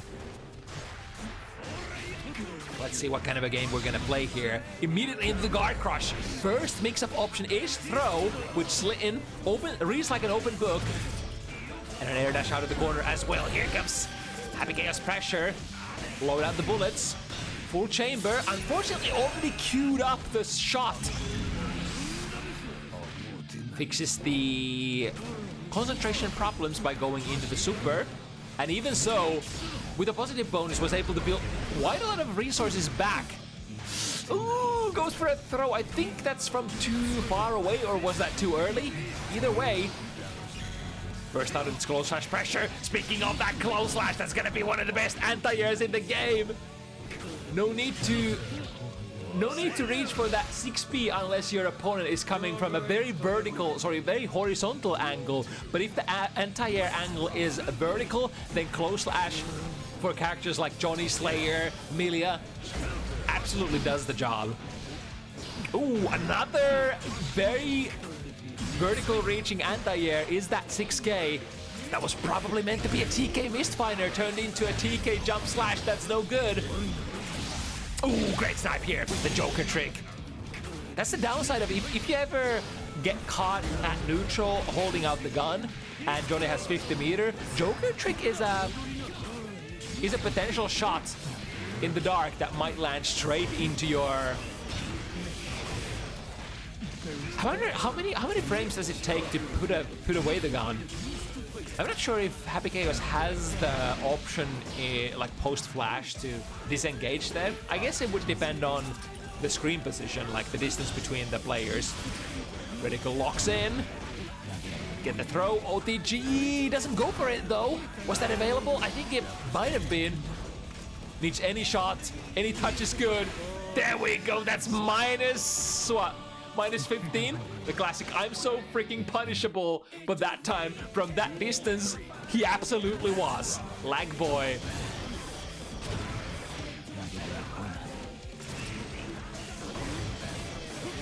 Ooh, backdash out of the shot there. The reticle wasn't quite on point with that one. Pressure, dashing forward. I mean, if you can't get a dash, you can definitely drift forward with a BRC. Oh, got them on that RPS after a 6k. 6k into Nsenga. Definitely frame traps into big damage. And now, good instant air dash. Able to escape the Mistfinder pressure. And with a nice stagger 2k. LagBoy secures the first game. But many more left here. This is only the beginning of what we call in the industry an FT7. The curse? Oh, we're dashing forward. This is an express train, choo-choo. Too bad the express train is a little slower. It used to be Shinkansen bullet train straight from Japan, but now it's like an old, I don't know. Who has slow trains? Finland? VR train? Ooh, that was a nasty cross-up. Able to set up guard crush here. YRC. In the new patches, you can YRC those guard crushes. No longer forced into a situation where you have to take the mix-up if you're willing to pay the price of 50 tension. Do it again. Ooh, missed the initial TK Mistfinder, but the opponent didn't quite have the reactions and the counterplay to make anything off of that. Ooh, that's an Nsenga counter hit.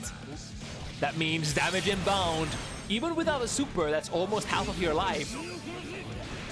LagBoy's being very aggressive here, moving forward as much as possible, which is kind of like what you want to do against Happy Chaos most of the time, because like outsmarting the reticle requires you to move extremely fast. Scapegoat in the way, doesn't matter. Just the neutral jump into Air Mist Fighter. Snipes Happy Chaos out of that one. Goomba Stomp into pressure. We got resources. Got the throw. Now on the subsequent pressure situation, we're kind of running out of resources here. Only one bullet in the chamber. Pistol Whip takes the cake before we even need to think about recharging. Although Slityn did have an option to go for Deus Ex Machina here, which would reload your bullets. Happy Chaos is basically a resource management character that can go for the slow, meterless recharges out of like knockdowns, but you can also fix your resource problems by using the respective super for both of those resources. Deus Ex Machina bringing back your bullets, and Super Concentration bringing back your concentration immediately. But the life ain't gonna be coming back for any of these characters, and Slityn running out of that precious resource, or maybe not as precious as many others, but you do have to have at least one. Mankind admit that they cannot change. Duel 1. Let's rock. Alright, starting with the instant air dash Goomba Stomp. Keeping the pressure alive until going bust on the resource or the concentration. It's a little unfortunate because like if you're bust and you burst them into the corner, then you can't really get like you can't get a really decent pressure sequence going, because for most pressures for Happy Chaos you have to have your gun available, right? It doesn't really have really good pressure or strings otherwise.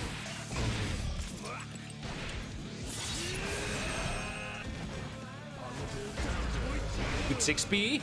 We were talking about not needing the 6B, but when the opponent is coming from a horizontal angle like that. Oh, got them with the landing. Another type of anti-air here. Jesus Christ, my hiccups are killing me. PRC, not gonna get in the punish. With the reticle, the shot ends up whipping. Help, I'm having hiccups. And we're at the very most critical moment of the round. Super, don't even need it. Jesus, help. Send help. I'm drinking water as fast as I can to prevent these hiccups from surfacing. I'm going to get the guard crush here into a throw. Still a very tough situation. If you get guard crushed, you're basically don't have the grace period of throw invulnerability when you come out of block stun. Trying to utilize that once again, but Slityn holding up back, escaping the mix-up. So many resources. Can we keep it up? The forward dash into a throw. Or rather, throwing the opponent's forward dash. Oh my god, we're shimmying here for dear life. Able to block just in time before the reversal super comes online. No bullets. No, wrong super. Concentration, I think, ain't gonna do much here.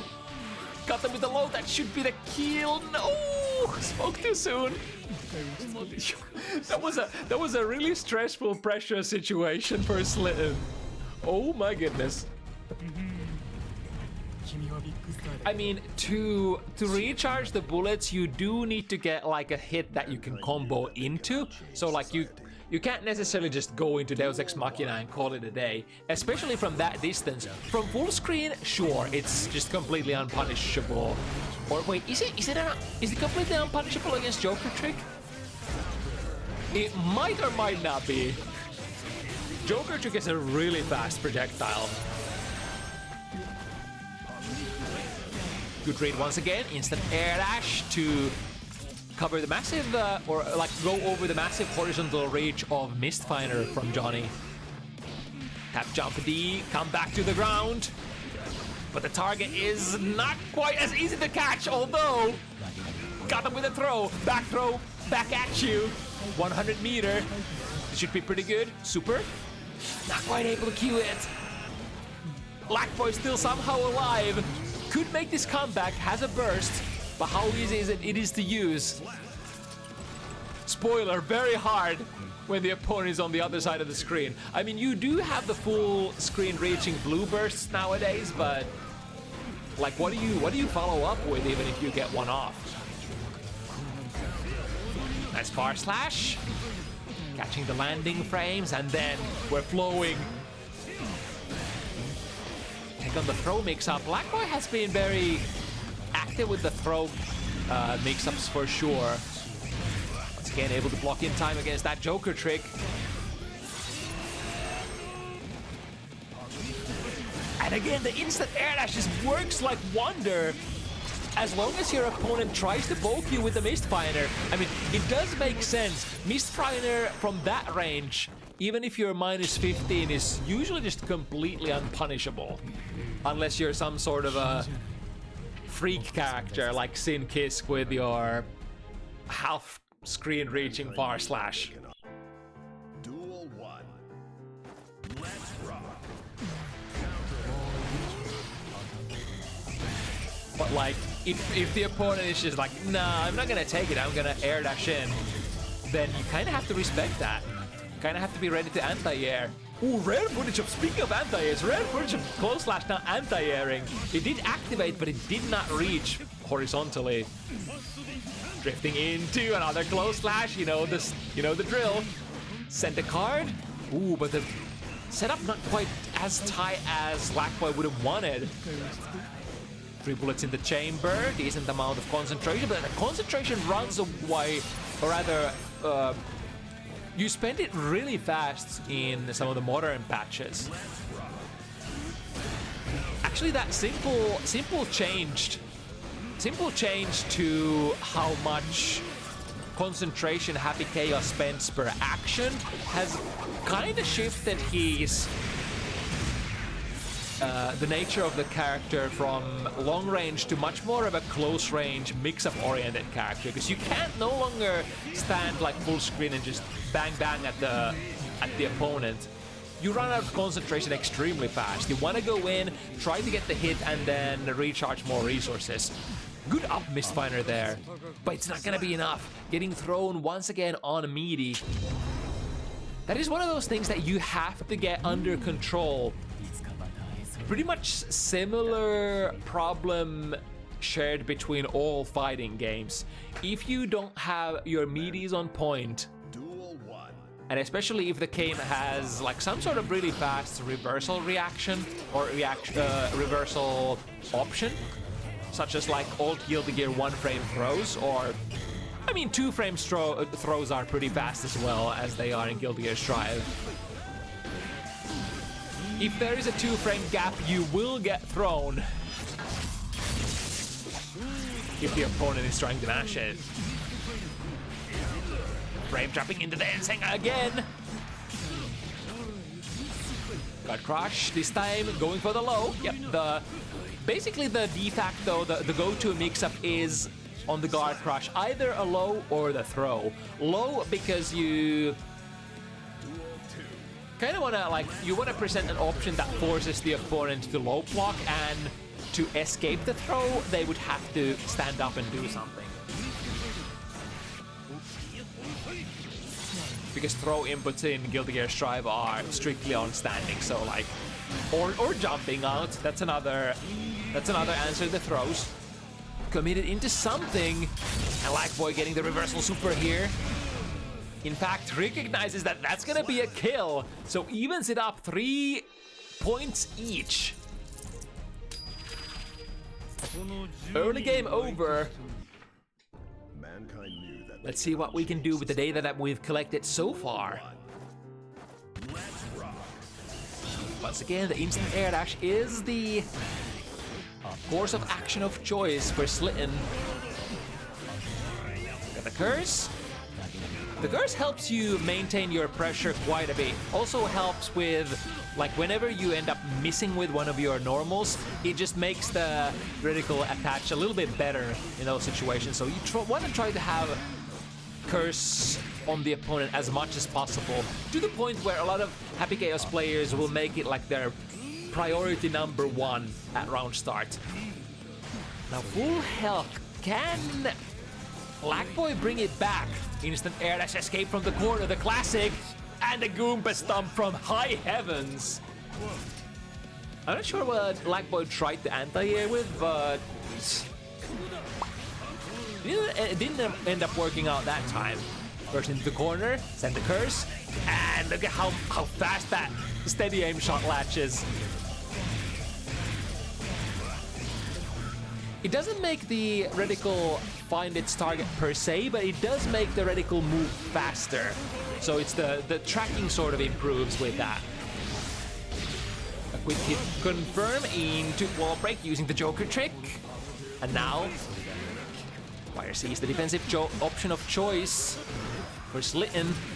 There we go. I think LagBoy needs those anti-airs, especially those 6P anti-airs a little bit more. Because like the range where Slityn is instant air dashing, especially out of the corner, does require some amount of attention.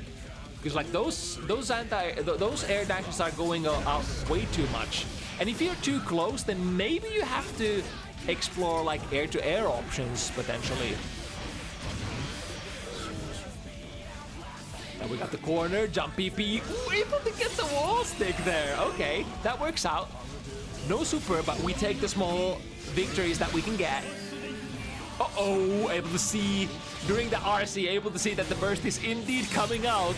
That puts Slityn at a very high amount of tension, but the momentum is on LagBoy's side. Oh no! Misses the Joker trick. A chance to bring it back. Are we gonna counter RC? No! So getting punished by the Mistfinder. Mistfinder misses! But the 5P lands here. A quick tap on the noggin. Secures LagBoy, the ever so shallow lead here. Once again. Duel 1. Let's rock. This time backing off. Much more of a traditional round start here. Unless you poke immediately as Happy Chaos. As Happy Chaos, you have pretty good buttons, but you have to recognize you are playing against Johnny, who has that 9-frame far slash, which is really, really hard to challenge unless you're walking back or backdashing. Ooh, got the snipe with the instant air dash again. That tool has basically been, I think, the MVP for starting pressure for Slityn. That ends up being the case, especially like at rookie and intermediate levels. Jumps tend to be extra powerful. Usually like at those skill levels, people already understand that controlling the footsies range with fireball functions or tools that just sweep the screen horizontally, such as Johnny's buttons and Mistfinder, such as is the case here. People recognize that they don't want to deal with that shit, so they would much rather skip the neutral and jump in if they can. Speaking of, oh, LagBoy's spacing was really great here against the instant air dash, but still not quite getting the complete counterplay. First back to neutral. Oh, look at that again, the Goomba Stomp from instant air dash. The party starter, if you will. Where can we get bullets though? 2K2D, knockdown into reload. We have a couple to play with, and should be enough. Can we get the super? No, the last shot misses, doesn't matter. Let it flow, never let it go, says Slityn. Even after missing the shot, we're gonna be taking it 4 points even again. As these players just going back to back. We got a curse, and we got the shot. Ooh, LagBoy says like, fuck this, I'm gonna put you in the corner, and I'm gonna be the one instant air dashing this time. Yo, dash in DP, or rather dash in reversal super, and it ends up hitting? That's kind of nutty. But maybe these nutty plays are something that you have to include at this point, where I think both players have seen the most standard BMB tricks, or rather all the tricks of the trade that the other player has to bring to the table. Long Mistfinder into setup guard, into guard crush. We go again. No, the TK Mistfinder has been failing LagBoy so much. I mean, nevertheless, was able to still get a hit in the follow-up situation, but I guess you would much rather that your instant overheads would hit, right? Rather than miss.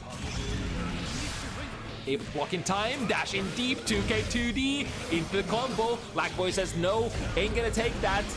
Slityn says, oh yes, gunplay. More gunplay, super is available. Yes, there we go, the full sequence. Slityn finally able to pull up the combo into Deus Ex Machina, which is kind of one of the prerequisites for the whatchamacallit. It's kind of like Happy Chaos's best win loop, getting any hit into full screen corner carry into Deus Ex Machina. You don't even need to get the wall stick sometimes, as long as you bring the opponent close enough. You might even be on the other side of the screen, it doesn't matter, the bang, bang, bang, bang, bang is gonna take it. But now LagBoy is gonna be the player who takes the wall here with the J. Let's see if we're gonna walk after that. Walking and talking, we're doing the talking with the fisties here. Abare into YRC into landing recovery is punished by the 2K2D of Slityn's. Oh, but I got 2K. Oh, nice recognition there that the OTG was available. Swiping the floor with a quick Mistfiner S version. Ooh, this is also a potential approach here. LagBoy goes for the air-to-air from the round start. Like if you're instant air dashing out, let me go airborne as well. One of the many options, one of the many anti-air options that you can have. Wait, like is the I don't know. Gotta be the far slash. Because like in a lot of these situations where it looks like LagBoy is going for TK Mistfiner, they have such a great follow-through. Maybe it's just like presence of mind to go for the next best thing if you recognize that you missed the input. Big close slash anti-air. Drop them in the corner. Drop them alike. And then slice them with the J. Was just barely able to build that meter as well, so that was great sequencing. Wait, the YRC? Wait, no punish? Minus million. Minus Armageddon. Johnny's YRC is kind of cool because you have such wide coverage of the horizontal space that even if you push the opponent very far away with that YRC, you can still kind of check them with Mistfiner. I'm not actually sure if you YRC. Can you jump here? Like, look at that. YRC into Mistfiner. There's definitely no buttons that the opponent can press, and I'm a little skeptical. Maybe can jump out of that. But now, the decisive momentum has been built. We are, for the first time in this set, I think, in a 2-game lead here in the favor of LagBoy. Ooh, Slityn goes into the next layer. It was like, okay, so you jump slashed me last time? Let me jump P your jump slash, which I think LagBoy tried to bring onto the table again. It's so beautiful to see these layers. Like I don't even care if it's not the highest level play out there, as long as the players are paying attention, adjusting, and bringing their layers. Speaking of the layers, we go back to the layer 1 here. Old trusty layer 1, aka the stone. Or the rock, I guess. Oh, tricky. Still not quite available. Tries to go for the OTG still, which pushes the opponent way too far for pressure. Still able to mash in between with the... What is it? Too heavy? Wait a minute, did you up on it with too heavy? You absolute madman. Oh, to the other side. The raw mix-up. We got the Dark Souls mix-up on point. Maybe, is it too late though? Maybe not if you can still win the round here. This is set point LagBoy. So whatever tools you have up your sleeve, better bring them out right now. Oh, except if it's YRC, don't bring that right now. The opponent is blocking. LagBoy getting the wall break. Slityn is so far away. So close, but so far away. Getting to either 50 tension or 50 burst. Uh-oh. This could be guess for the game kind of beat here. Deal, guard crush into... Are we alive? Don't drop, please. Please, shoot. Yes, yes, we're still alive. Okay, I mean, set point still, but Slityn has a chance. I mean, it's not that far away. It's only like, you're at the 4-point position already. It's what, 1 round and 2 games. Ain't that hard, right? Yo, sending the 2D from downtown. And then LagBoy getting dangerously close to that burst. Should be able to build it during this combo. Slityn smartly cuts the combo short so that we get the resources and the Oki. No burst anymore. 100 in the tank. Can we bring it to the wall? Yes, indeed. And the Deus Ex Machina. Beautiful, beautiful gameplay. And now Slityn gets the mix up. There's nothing that LagBoy can do. I'm not sure if you even have the respect there. Was literally nothing LagBoy could have done. No tension, no burst, no nothing. Johnny doesn't have reversal DP. That's what we call in the industry a free close slash. If you want to send it.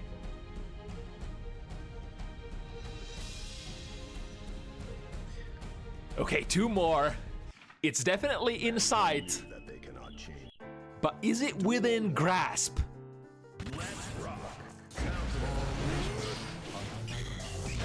Starting with a curse and then a couple of bang bangs. Shot the Johnny, bang bang. He brought me to the wall, bang bang. I shot with the jump slash, bang bang. Lot of corner carry.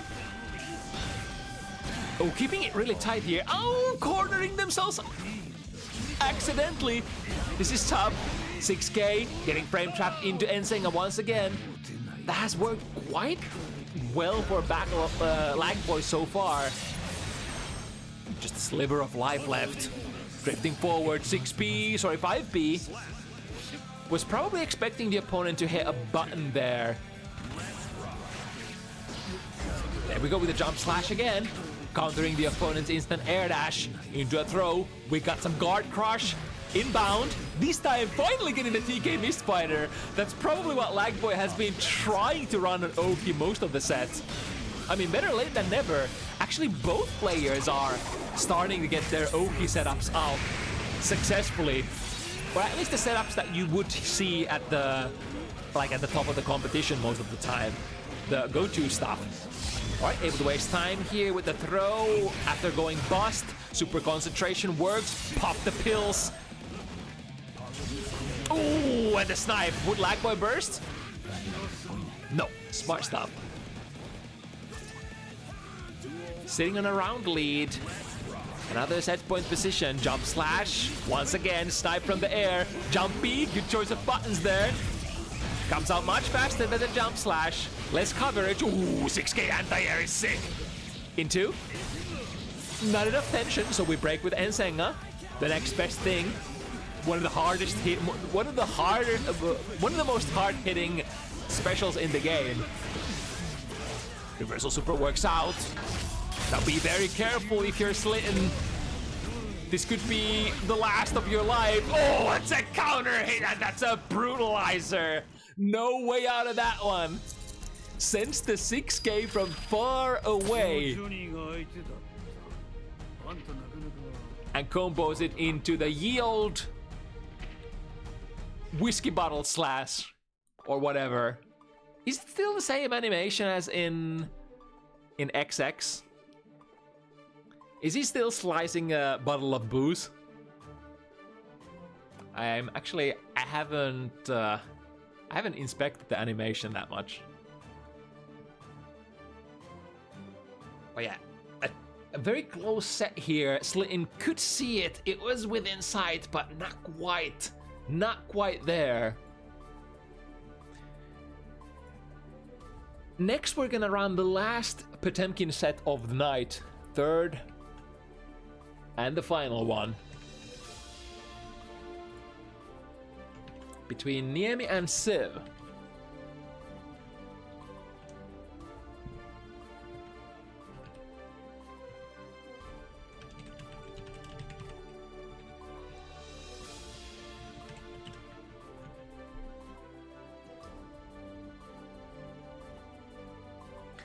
Now, this is another one of the newer acquisitions for Civ. Of course, she's known to bounce between a lot of different characters. I think Civ is a player who has, I think how I've understood and read it, has a lot of inspiration that sort of inspiration that travels a lot and travels fast. So jumping between a lot of different characters, sort of feeling out what feels good at a particular week. And I think we've already seen Civ rock the Soul once before, correct? Yes, it was not the previous appearance, but the appearance before that. When Civ took Mr. Bad Guy for a ride. And next we're gonna figure out if she's gonna take Niemi for a ride. Niemi, a very new addition to the Guilty Gear, the Bounty Hunters roster here. Had their debut game last week and was able to take it as well in an absolute nail biter against their usual sparring partner. But now it's gonna be a little different. Civ is, of course, decently high level player. One of those fabled players who are able to reach the Vanquisher rank on multiple different characters. So this is potentially going to be a tough one. In terms of experience, I would say Civ is probably the favorite here. But of course, since it's a rather new character, there's probably more hours for Niemi on Potemkin than there are on Soul for Civ. So that has to come for something. But not gonna speculate any further. I think we have the players in the lobby and potentially ready to go. We can let the performance of the players speak for itself.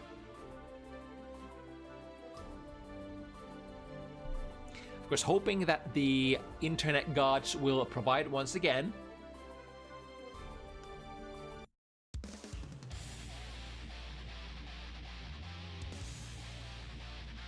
Alright, Soul Potemkin, some of the hardest hitting characters in the game. Usually when you see this pairing, it's gonna be a brawl. Ooh, again, the Mega Fist cancel is what ends up inconveniencing Niemi. That sequence. It's the choice between are you gonna break it or are you gonna let it rip if you wanna power through some moves. It's a little choppy here, so hopefully the connection is not too bad.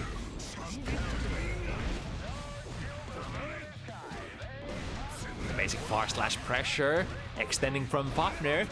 Fafnir used to be plus, nowadays is more of a frame trap tool, which does leave Soul at minus frames. Niemi has a lot of resources, able to get the buster here. Are we burning? We are burning with that RC. So I think the Heavenly Potemkin buster can't break the wall. So this is usually a statement, or like rather saying, I think I'm gonna kill you. But Civ is still slightly out of reach. Jumping under the slight head, making sure that we get the plus frames here, and a chip kill with Bandit Revolver. The tool that is basically every imaginable. Yo, dunk! Wait, ends up crossing up there. Making sure the combo is gonna work from Fafnir. Of course, breaking the wall with Heavy Volcanic Viper. It's always a character who has a lot of power in his special moves. Yo, that... Wait, was that BB cross-up? I don't want to live in a world where BB can cross-up. I'm not sure if it even can.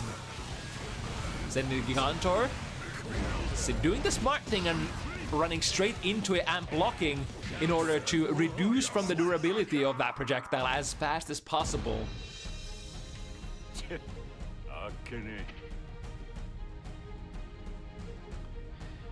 Now let's see. The connection did seem kinda shoddy. So we're gonna have to let the players decide whether they wanna rock with this or if there is something to be done about it. Of course, Civ is still in a slightly precarious position where they can't really procure a like super stable internet.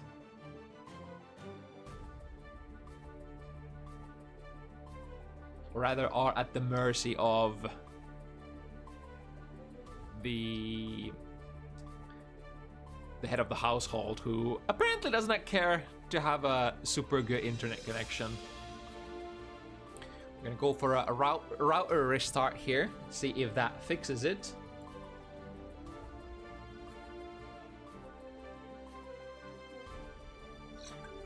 But if not, it is totally within the player's right to call it if it indeed is not playable, which is sometimes the case with these online games.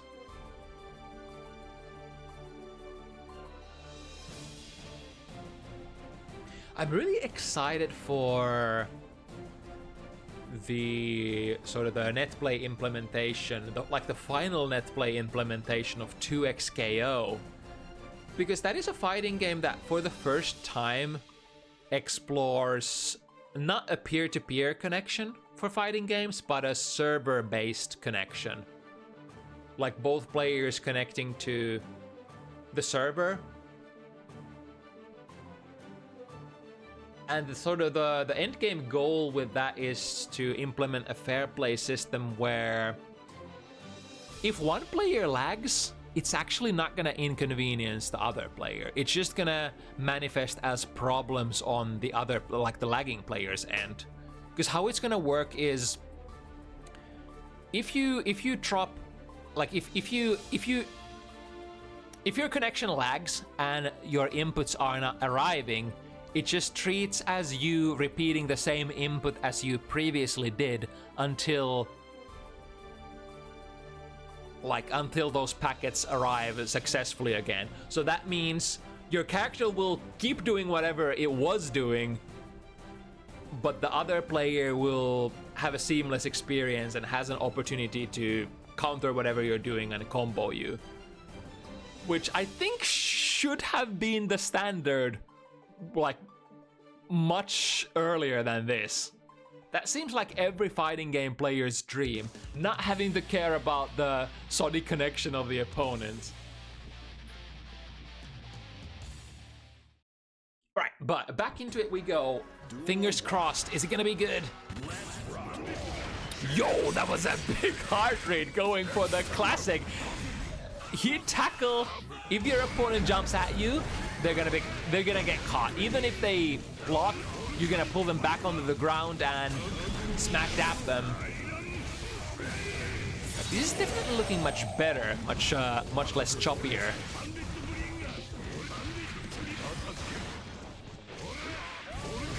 Ooh, okay, routing into the Heavy Volcanic Viper again to guarantee the wait, that wasn't even a Heavy Volcanic Viper, because that would wall break immediately. Was it the S one? Alright, time for Niemi to get the pressure started. Break the guard, try to get there in time to get the buster. Because the guard with impact hits, it does put them in a stagger state that you can throw if you are in the position to do so. Now here comes the Plus Flame Peddler, the original Plus Flame Peddler, Mr. Bad Guy, and this should surely kill. No, not enough! Potemkin just way too heavy, and In fact, is it gonna be the reversal of the situation? Niemi unfortunately jumps into the wrong direction. Still at a kill. This. Oh my god, that's a good read. Rather, that's a good play here.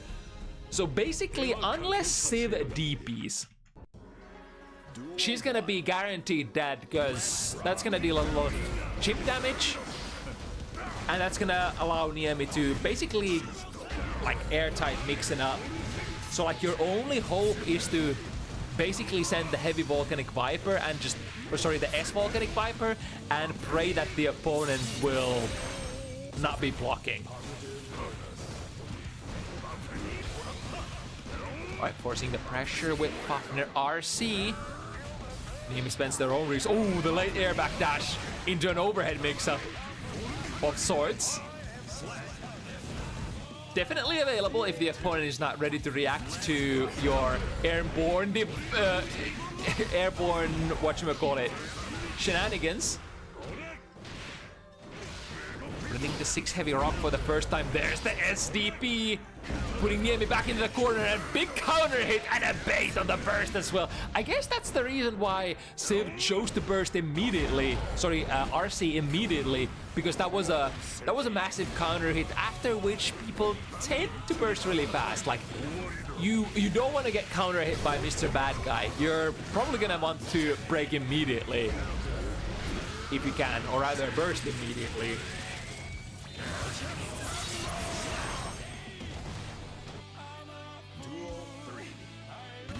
Right, Niemi with slight burst disadvantage here. Good whiff punish, even if that completely ended up whiffing. Civ still in a striking distance. With the premium striker of Guilty Airstrike. The Volcanic Viper, or sorry, the Grand Viper, he ended up getting absorbed by the armor to the other side. Oh, is this a mix-up question mark? Was that a cross-up mix-up? With the jump slash, yeah, far slash on the landing frames. A little late on the punish on the Buster. There we go, that's what we want. Jumping in the Fafnir. Definitely a favor, or rather a fan of that move. And it is kind of a cool tool to utilize, especially if you have meter. It is a frame trap. If you RC, it will extend your pressure. If it hits, you get a combo, even on mid-screen. Because like newer age Soul combos are kind of tricky to pull off, honestly. Like Soul combos have changed so many times since the time I used to play Soul myself. Back in vanilla, back in Season 1, or even before Season 1. In the pre-season of things.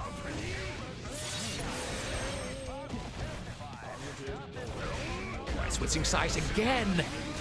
Civ is really good at chasing those landing frames with the far slash.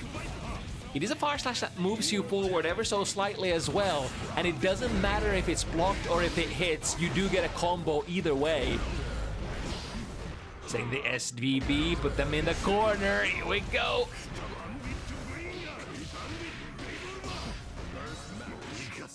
With a strike throw, close slash, +3. One of the rare close slashes that is much more plus on block rather than 1. But I mean, Potemkin is kind of the same club. Potemkin's close slash is what, +4? Civ, at the moment, making quick work of Niemi. Just basic aggressive pressure. Ooh, 6 heavy sends it again. This time Niemi bursts immediately. I think it makes sense that on the first time Niemi was checking whether Civ actually had that counter hit 6 heavy combo on point. Because if I recall correctly, it has some tight timings. Not the easiest combo to pull off, depending on this, like depending on your spacing. So it's definitely in your best interest to check whether they can actually combo that. The pedal plus frames once again. Ooh, but I think Civ has been RCing that Fafnir so many times that Niemi might have been expecting the RC to come out. But this time, not sending it and just pressure resetting out of it. Civ. Ooh, from the hammerfall break into the buster. That's a big damage nuke. 6 heavy is good as well, but usually needs to be a counter hit if you want to combo out of that. And the opponent probably needs to be close to corner as well. Ooh, counter hit Fafnir. Will be able to be comboed after without the meter investment. Is that enough? Boom shakalaka. This is definitely the grappler ethos. Make a mistake once, I'm gonna get a buster. Half your life, make another mistake, I get rest of your health bar. Ooh, that's a counter hit. Yep, immediate burst from Niemi's side. Able to break out of the hammerfall and then buster on the landing. There's a lot of players have been doing good work with the landing chasing this time around. Let's the armor whip, or rip rather. Stats up for the overhead. Decently good blocks for Civ. Intercept him with the instant air dash into plus frames. Tries to buster. Yeah, that would work if the opponent just stands still and or tries to press a button after the minus frames. Good blocks on the jump BP, both overheads. The aggressive VV, the SVV puts Niemi once again in the corner. Civ basically spending everything in order to make the opponent not escape the corner. But eventually you will run out of resources. And Niemi basically saying, I think you're not gonna respect. I think you'll press a button again. In which case, hammerfall, my beloved. Yeah, that's quite minus. In fact, I think that's punishable. Or wait, that's punishable with a throw, but 5-framers are not fast enough against the air BB, right? This time, goes for a safe jump. Opponent tried to do something, tried to flail out of the previous mix-up throw. We have the RC. Would Civ burst? Civ would absolutely burst. Finds the counter hit as well and steals the round back. Okay, that was definitely a risk. Bursting with literally 0 hit points left. But hey, I think the risk was calculated. The bigger problem would be if your opponent had a lot of life left, but Civ was basically just hunting for the last pixel, so it's an okay gamble. It's an okay gamble for sure. Now, with the 100 meter, what's the soul gonna be cooking up? Touches the armor and then drifts, producing the red explosion, which does break Niemi out of the armor sequence. Looking for one more hit, close slash, counter hit will definitely do it. One of the classic get fucked, I'm gonna TOD you kind of starters. Usually requiring, especially like, at least in the older versions, requiring risk to do that, of course, but Sol, having such good tools for sticking to the opponent, is one of those characters who could, in the past, build risk really reliably. Into an empty low here. Speaking of that, ooh, okay, got him.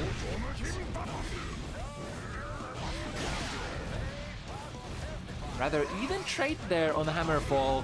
Civ misses the air throw and then getting thrown for her troubles. In the follow-up situation, Niemi is slowly starting to pick up some steam, but it's gonna be tough bringing this set back. Civ has been able to amass such a huge lead so far.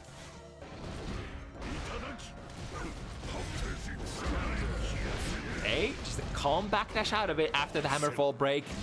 Not letting Niemi get those break busters in. Super. It's gonna be close. I think it's not enough though, even though Tyrant Rave is a really heavy hitting super. Ooh, I think FRC. Yeah. Such a classic Soul mix-up to do. Ram yourself at the opponent, maybe frame trap them into Bandit Revolver, then FRC into either Jumpy or some sort of a sequence that makes you land really fast, or just go for a throw. Ooh, okay. The burst does keep Niemi in the corner. Both players aggressively trying to get the momentum, backdashing out of those minus frames. In super, Bam! Boom! Now Niemi is so loaded on that tension.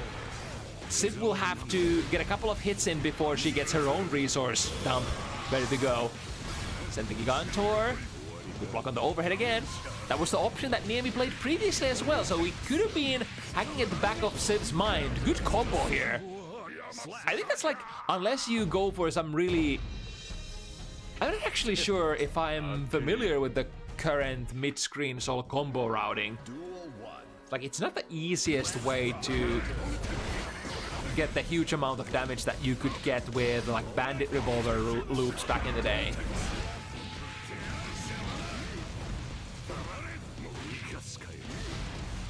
Throw into another one, and then the strike variant. Frame trap into Soul Advantage Break. The wall should still be alive, but the problem is we only have 50 meter and literally 0 life to work with. This time the low option. Like I was saying, the FRC out of Bandit Revolver can lead into basically an immediate low, in which case you would have to guess, is it the jumpy or is it the 2K? Right, the close slash still activates for Niemi, working as a nifty little anti-air. Breaks, okay. Both players disengaging. Ah, no RC there. You can definitely try to Potemkin Buster option select if you think your throw might whiff. Forcing pressure, good blocks on the lows. Got caught on the backdash, but now Save able to get into the plus frame situation. Close slash, bar slash, into frame trap, 5 heavy. One of the most classic strike sequences.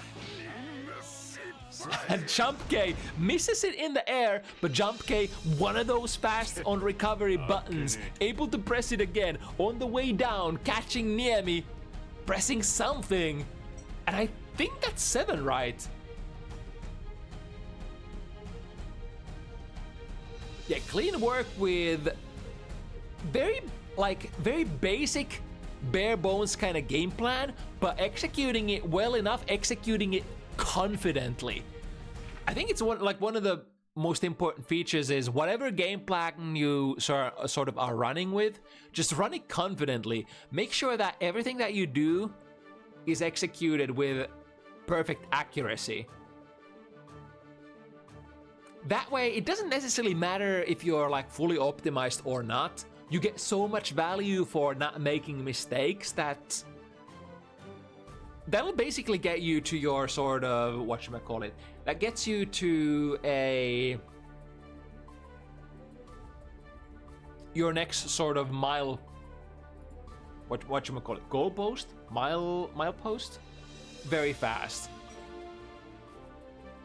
Okay, we got 2 more to go, so 2 rather high-level matches on the horizon still for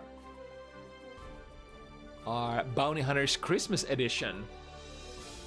First one of them is gonna be Will versus Minnow. In a slightly more rare character pairing here, Bridget versus Elfelt.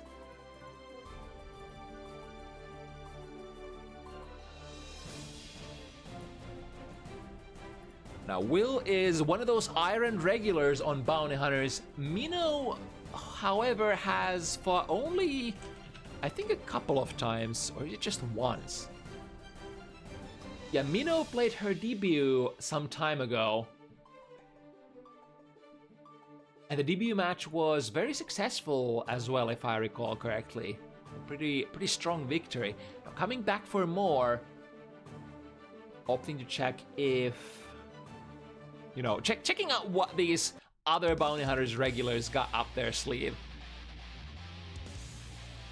Now, as per character selection for Will, I think Will has played decent amount of Elfelt, but it's definitely not one of his most common characters.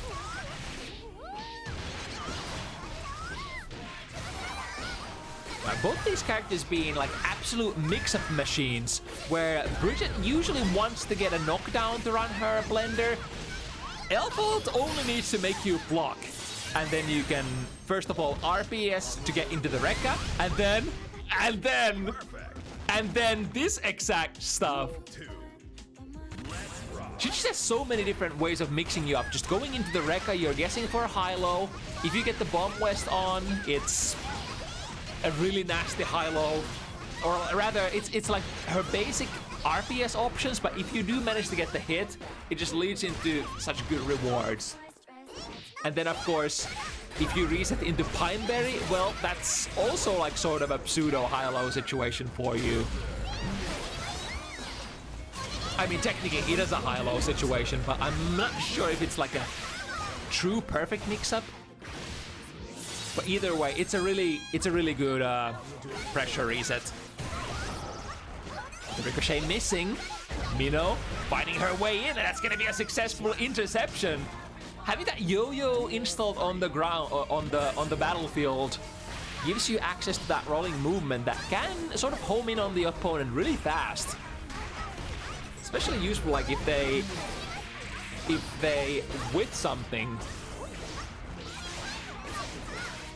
Time to mix it up. Tried to go for the F-Shik. He doesn't quite manage to land a hit. It's okay. In the follow-up situation, we're still getting another hit, breaking the wall with a hard knockdown, and now. Oh, that's a good trade for Mino. Ending up whiffing with the too heavy. Unfortunately, that is kite minus. We'll force to use the burst here. But now take this mix-up, empty low, is blocked successfully by Will. One more, empty, wait, into nothing. Was maybe a misinput.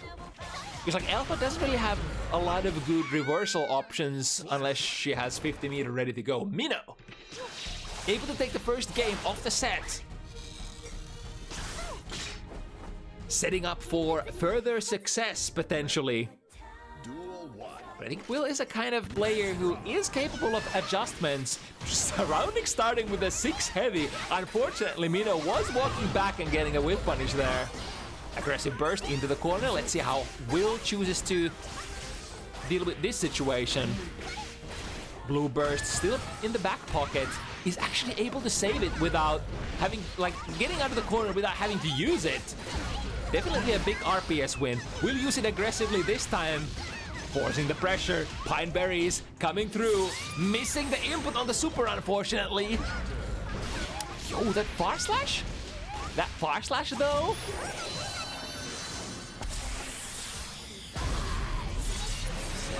I forgot how fast is. I guess the far slash for Bridget would be a little slower, but she has a slew of other pokes that she can utilize, such as like 5B is actually a pretty decent poke at round start.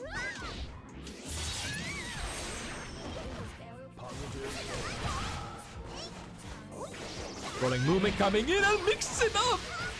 Will have the timing if Mino was to commit to the the roll till the very end. 100 to get out of there and then break the burst as well. Drop them in the corner, time to mix it up, goes for a throw. Mino completely on the same layer. Air dash over the shoulder. 6P ends up miffing. Miffing. Why am I having such difficulty saying whiff? First it's miff, then it's biff. What next? Yeah, we're miffing here on Bounty Hunters. I'm so sorry if miff actually means something. I'm not a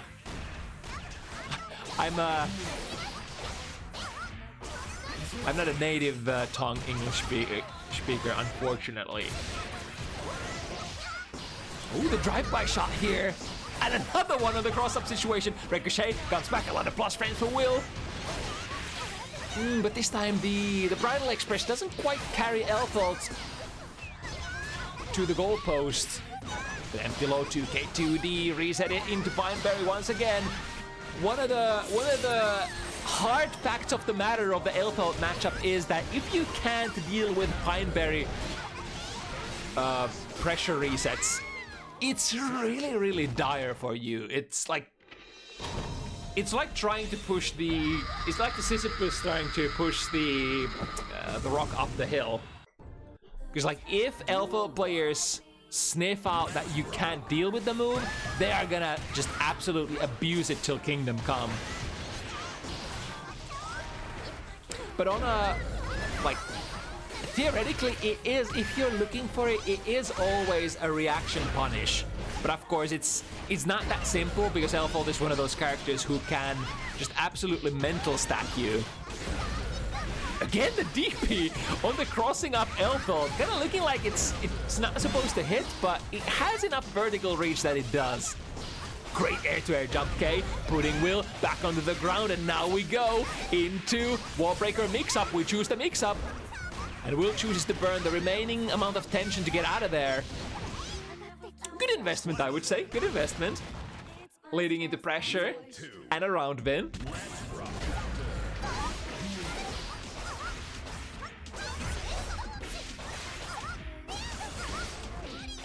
Ooh, goes low this time. Especially I think the lows are quite devious for Bridget. Much easier to block her overheads. But at the same time, the overheads are also safer, because you can do them, I think you can do it in airtight, forcing the opponent to be standing and disallowing them from mashing really anything. Will with a lot of meter, sending the super, kinda has the RC here, or not! Unless the opponent is... If the opponent is not coming in, then might as well save that juice. Was that a cross-up? No way. No way, dude. Those are some grimy situational setups. Alright, cut him with the poke, air dash over. Will is vigilant and not letting the opponent out of there for free. Tap on the 5D, 20 frame overhead. Let's see what we can get out of that. Not much, unfortunately. Dropping the combo there. We go far slash into the BMB combo sequence. It's gonna be enough for Minnow.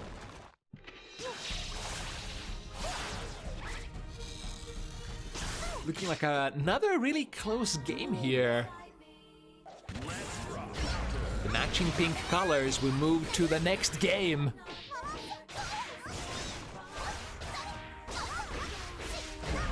Ooh, good check here. After, like, on the yo-yo set or after setting the yo-yo, there's a lot of RPS that, or rather a lot of stuff that you can cover with your 6P. And on the Bridget side, if you think they are gonna 6P, then you're gonna have to use that 2S a little bit more. Which is exactly what Minnow did there in the RPS. But now, time to mix it up, slamming it down with a close slash. Miss it, no worries, go for another one. Very fast, multifunctional, overall just a crazy button in Guilty Gear Strive close slash. No matter what character you are, the FRC, let it flow. Ending it in the shotgun. The shotgun is always the most safe ender. If your sequence lands on block, you can just push yourself at a safe distance and play the spacing game. And we'll even sit out once again, 2-2.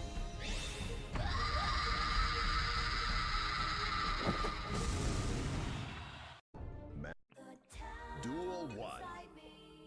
Let's rock. Players disengaging with an instant air dash, hits it very high up in the high up in the air. Even though that was a counter, it wasn't quite able to convert it. With 6 slamming Will down to the ground. We have the 50 meter to force the mix-up here. Deflect shield though, in order to not have to take it. And now that is gonna, oh, again the cross-up. I haven't seen that very often. Is that part of like one of the newer wave of Bridget mix-ups? The Roger Super is gonna absorb the rifle shot and then some.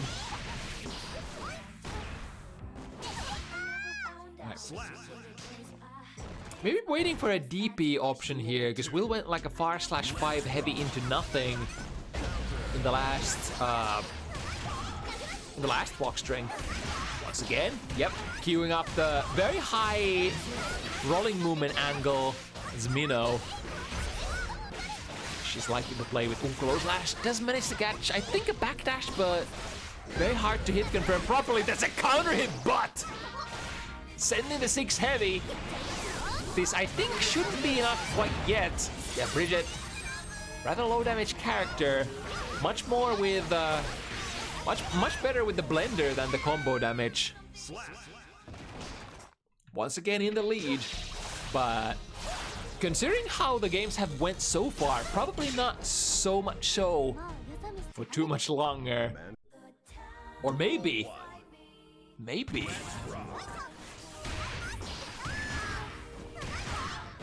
Unless. What good catch there on the too heavy. 6p into takes the burst as well. Now the pine berries are gonna start coming out. Damn, that Bridget DP has dealt so well with the sort of oaky pine berry. Ricochet shot that lands as a hit, so that guarantees a small combo for Will. Oh my god, was that a combo missing a 2k and still getting a close slash?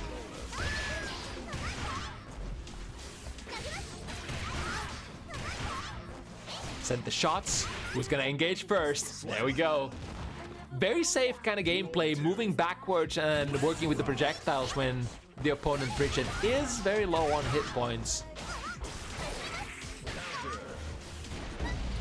Oh, close slash counter hit. Here we go. 40% of the life gone, just like that, with a quick ABC Rekka combo. Oh, is able to see that the YRC is already queued up during the slowdown frames of her own RC. Next hit is gonna be super important. I guess that was very minus there on the kickstart. Looking for one more hit. Where does it come from? FD pushes Mino too far away so that the 5 heavy won't be able to combo. Mix up into the high option this time. Duel 3. Let's rock. That was a cool ricochet there. Ooh, and a 2k stagger combo, or rather the juggle combo. Into an empty 2k once again. What's it gonna be now? Ends up crossing up somehow? Was that what was meant to happen? But that cross up definitely working in Mino's favor. Now gaining access to the corner. RC, yeah, I think that's a good RC. Will kind of knew that if the opponent is right below me, then it's probably just gonna be a punish from close slash or air to air.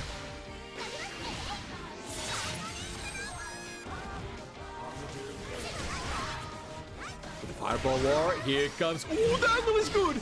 And the Roger dive ends up hitting as well. I'm actually flabbergasted. Mino was able to completely avoid all of those shots. I mean, moving fast is very useful. Wild Assault to get back in there into checkmate. Okay, I guess I was wrong. Mino able to run away with a little bit of lead. 2 games of a buffer. Certainly helps with your nerves in these high-pressure competitive situations. Starting with a 2P. And the P buttons are very interesting round start options for Bridget. Because they reach like a little bit further than your usual 2Ps.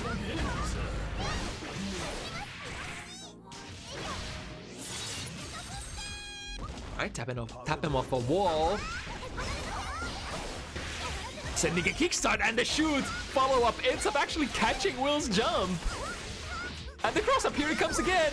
Looking for one more. This time YRC. This is the downside of if you go for corner stealing cross-ups like that, if you get meter burnt, like if the opponent bursts you in the corner or YRCs you in the corner, that's gonna be quite bad. So often enough, like many players are opting to play gambits like that as an absolute last-minute mix-up. So if it backfires, or rather, if you get the hit, you get the kill, and then there's no risk of it backfiring afterwards because your opponent is already dead. That's a dangerous whiff on the shot.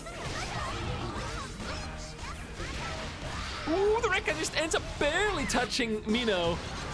Can't quite get the 2k juggle combo this time around, but this Rekka shot into heavy shotgun. Follow-up should seal the deal. and indeed does so.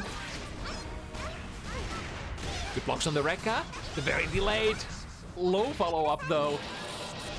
So you can definitely play, as your last Rekka, you can play a high or low, but that's kind of like you're basically Hail Marying that it sinks in. So if your Rekka sequence is, for example, S, which is a mid, the starter is S, overhead, then you could still send another overhead or a low. But God forbid if it doesn't find its mark. Backdash into close slash. Speaking of those third Rekka mix-ups, I mean, it's a different kind of deal if you have 50 meter to spend, of course. Then you can just go for the mix-up and RC for more pressure.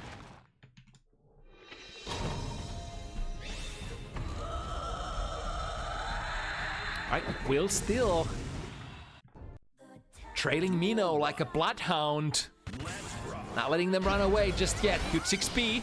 Alpha definitely has a good one to work with.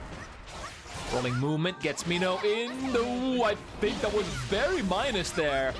Will might have been expecting like a break on the kickstart or a shoot, just like so. Overhead is the mix-up of choice for Mino once again. Through the wall, not quite the resources to break it with a hard knockdown, but then the positive bonus does build her enough.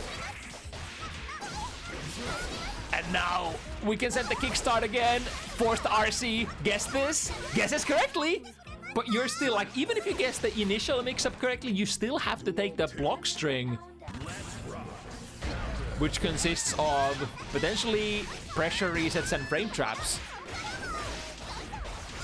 Overhead blocked successfully. Overhead into a low. Ooh, fakes the cross-up, goes same side. The toolkit, oh my goodness, the toolkit of mix-ups. This is certainly gonna catch the Bineberry. Oh, and that's a close slash. Good hit confirm as well. I think that was an optimal hit confirm into 5D, but unfortunately wasn't quite able to wrap it up there. Last mix-up. Overhead. Cast, hook him, reel him, skin him, grill him. We got the whole sequence. Maybe not the grilling and eating part yet, because we're only at the 5 points for Mino, but certainly has a comfortable little lead here once again. DP works out. Mino has been very, very accurate with the DP reads. Not a single DP has been baited this set. Like, there's a lot of YRCs and bursts that have been baited, but no DPs so far. But makes sense because Mino is using it very... whatchamacallit. Speaking of the YRC baits, ooh, tried to bait the burst as well, but Will wasn't quite gonna be as impulsive and burn it immediately.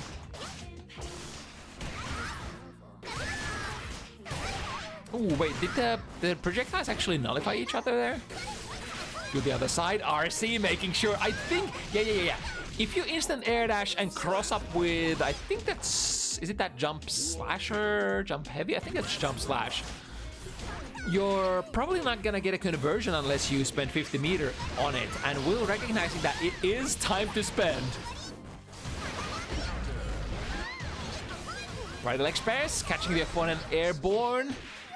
I think would have been plus either way, but making sure that we have the plus frames, spending the RC. Here come the mix-up. First one, catching with the low in the aftermath. Like we said, after the initial mix-up, even if you blow this, yep, there is a frame trap at the end of the rainbow. Tried to go for the F-Shiki, not quite getting it, unfortunately. And now Will, an opportunity to maybe steal around here. The air-to-air game going in favor of Mino with that huge, massive jump slash. Or is it jump heavy? I forgot.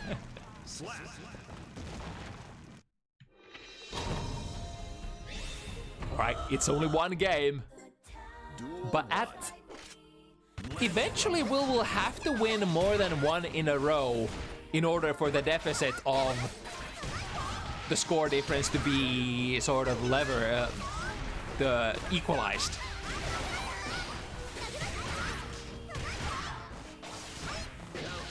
instant air dash connected that normal so high up in the air that it was not quite as flush as Will would have probably wanted. Found the hit to the other side. And since Elfold is kind of a wacky character who can side switch on command on special move, maybe it's a little safer to steal a corner for her. Unsure. But potentially. Ooh, minus frames from the Bridal Express. I think that was not perfectly spaced, right? If you space Bridal Express absolutely perfectly, it can be plus for Elfold, if I recall correctly. Right, wire C. Absolutely necessary maneuver here, I think. If Will was to block the block string, like any hit, any frame strap would have killed and would have potentially faced a possible chip kill situation as well. Ooh, there's the bait! Is that gonna be a kill? We have RC on deck. Not quite. But this is definitely overwhelming advantage for Will. There we go. Once again, sees the opponent at 0 health. Just go for backwards moving snipes.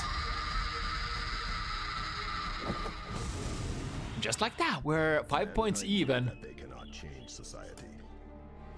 Heading into the end game. 2 more for either player, and we're golden. Oh, you can afford to delay the cancel out of that one, or actually you don't even have to cancel. If you counter hit close slash from the air like that, you can just wait and then go for another one, allowing you the burst bait as well. Ricochet, nice angle, straight into close slash. That's kind of like what every Elfold player would ever want. Shoot a save ricochet shot, make it come back so that it hits with maximum amount of frame advantage, and then pick up with a close slash. With Pineberry, the mix-up sinks in. But I guess the Pineberry itself won't be the mix-up, or it can be mix-up depending on like if you make it hit front or back. I suppose.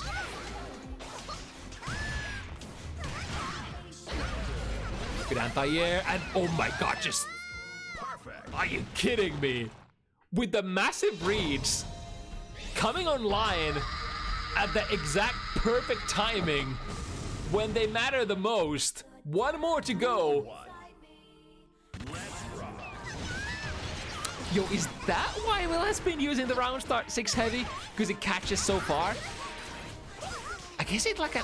If the opponent chooses to walk back and then pokes immediately, it does get counter poked by the 6 heavy. Bridal Express to the corner, we got the cross up this time. Luckily for Mino, the burst is not blocked this time. But Will is relentless, goes for another left-right. Sinks in.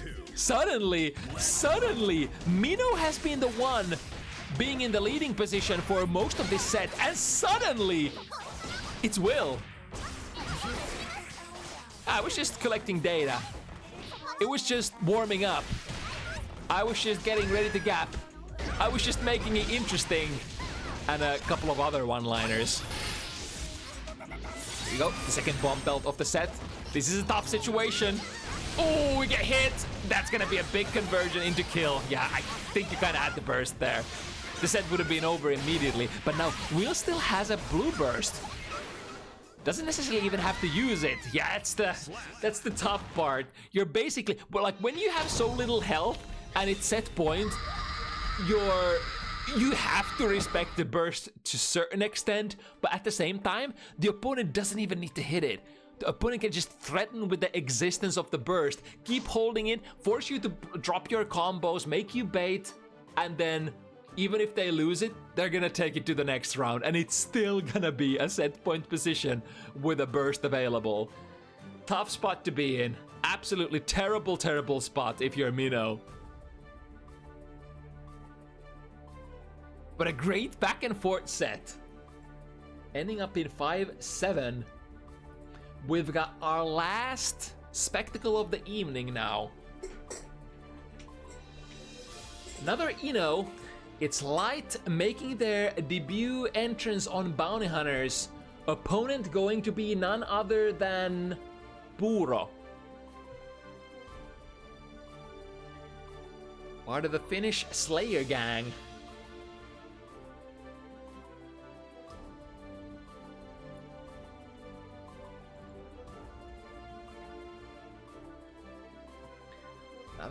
A rather high level match coming up that we're finishing up the evening here. Oh, wait a minute! I didn't even notice that Slayer's hat has a whatchamacallit, the Christmas hat. Slayer's hat is so powerful that it has an elf hat as well. Damn, that's kind of cool.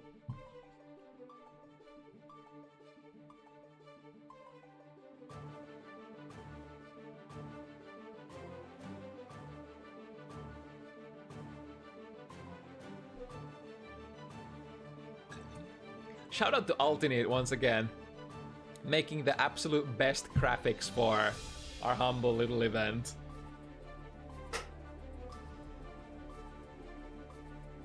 Like it's not something that is necessary, but it's so cool to have like if you just do this with just minimal amount of graphics.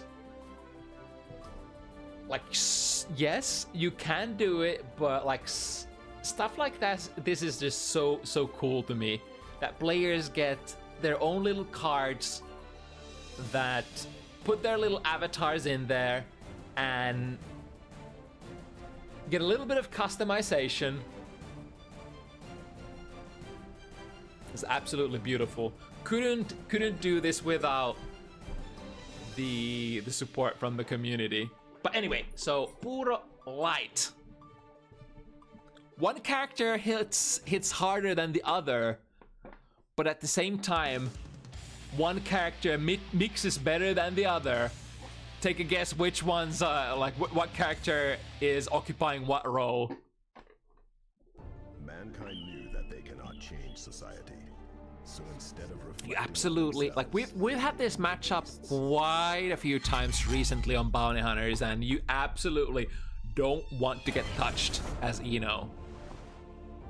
Now Ino is this is an interesting case of neutral for Ino. I think Ino has a lot of like good horizontally space controlling tools which are quite committal, but because of the lack of mobility from Slayer side, it can be a little difficult to like get past all of that. Like Note is pretty good, Chemical Love is pretty good, and I guess is Dive good? I suppose, because it's gonna lead into the first hit of the set. So Light. Ooh, they're gonna go for a throw. Big counter hit immediately burst. It's pretty safe to assume that probably your best burst against Slayer is gonna be the first one that you can get, because a lot of these counter hits. Ooh, we got a combo with the Hand of Doom.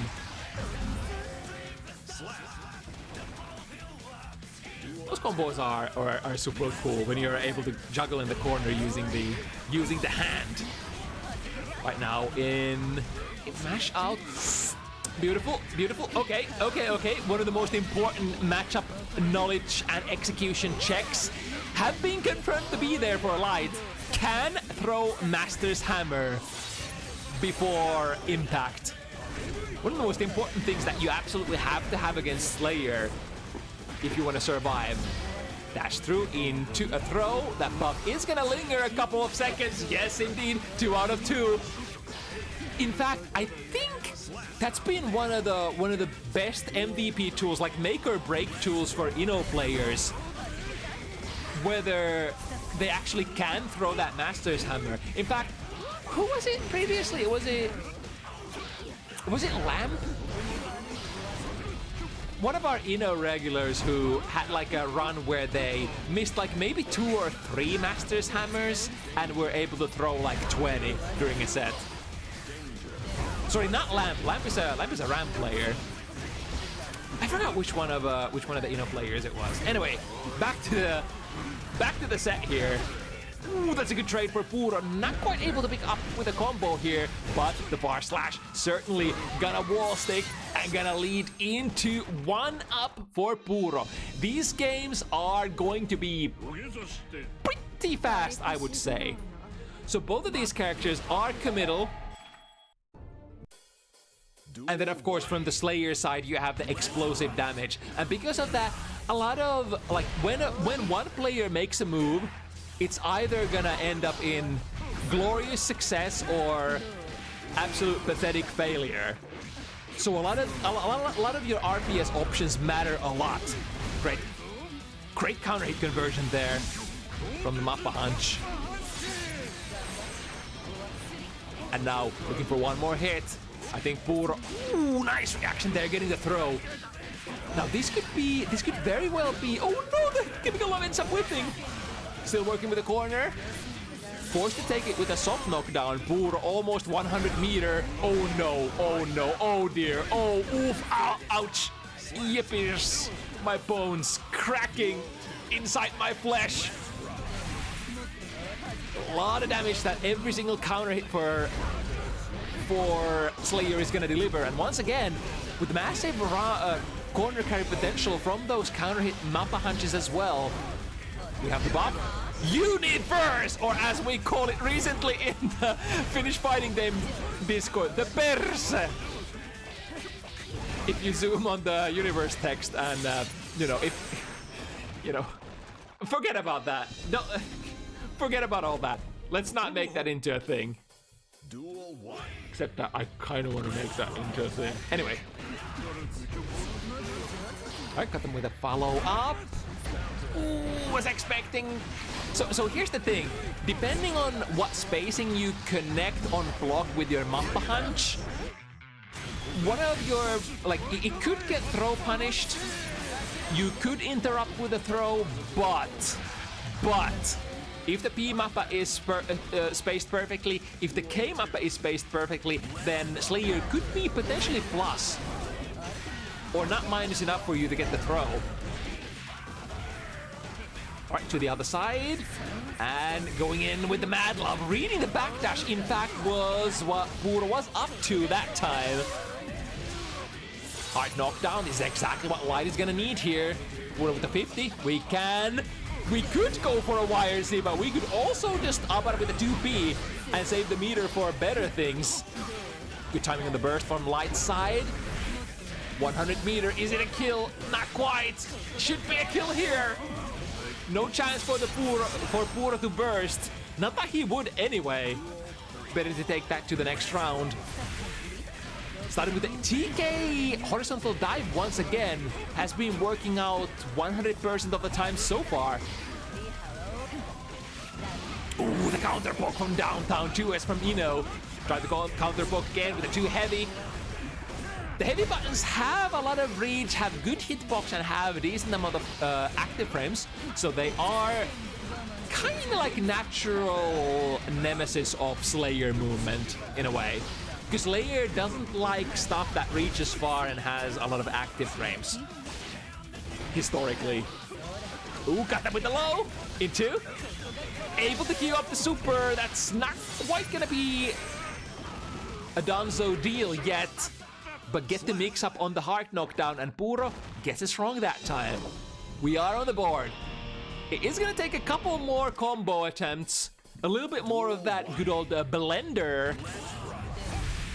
But, can definitely get there. Starting with the horizontal dive once again, and why would you not? They do say that to introduce a Yomi layer, you probably have to keep doing a thing until your opponent finds a way to counter that thing. Speaking of counters, here's a counter hit from It's Late. Great bait here, however... Really? I guess the ERC was so late that Puuro was able to get a 2P mash out there before Light could engage from that 100 meter tension situation. Checks there on the dive this time. Yep, Puuro is starting to get on the same layer. To go under stroke the victory, sorry, over the stroke the victory with 6k. That's definitely a Yomi layer. 6P works out. You do want to have these fast anti-airs, or at least 6P anti-airs, in order to prevent Ino from dashing in on you from that close distance. Great air throw into... Waking up with the command grab. So I think it looked like Puuro was going for the 6K feint here. Landed straight into the command grab from Light. And now, can we seal the deal? Is that an F-Shiki?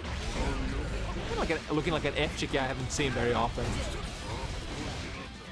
Puuro still able to get the round. 3-1. The initial momentum has been built, and now the ball is in Light's court to break it. Starting with the 2S, reaches really far. But gotta be really careful if you poke with those S strength buttons against the nemesis of all humankind, 2S. Sorry, the too heavy from Slayer. You might just get low crushed. Yo, what was the jump K?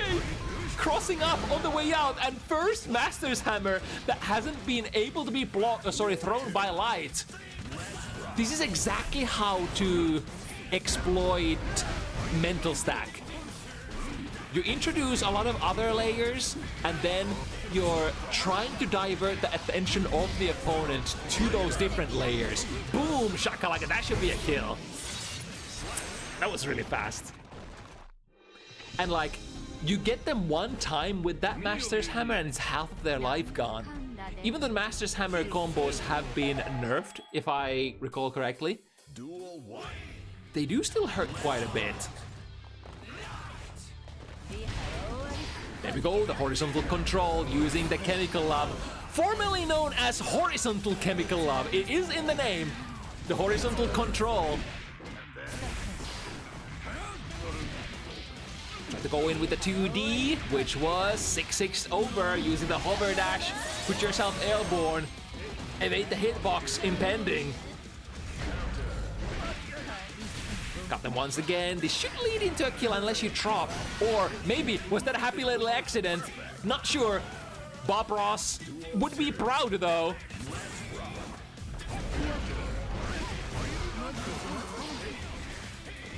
Puuro has actually had very decent success using the Dandy Step low follow-up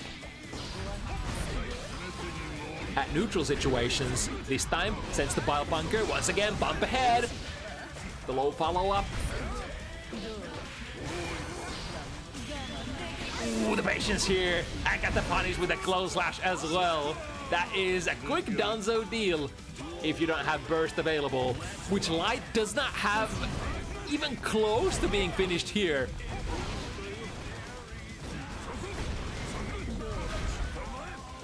Yeah, the RPS, you kind of go into stuff that is neutral-ish or slightly minus, and then you still gotta contend with all of the strange options that Slayer can play against you, aka, well, mostly the dandy steps, but also like backdashes into quick stop that plummets yourself forward. Burst becomes available. Yep, have to burst that, otherwise it's game over. Ooh, counter hit, into the corner you go. 100 meter on Light side, commits to a 2K.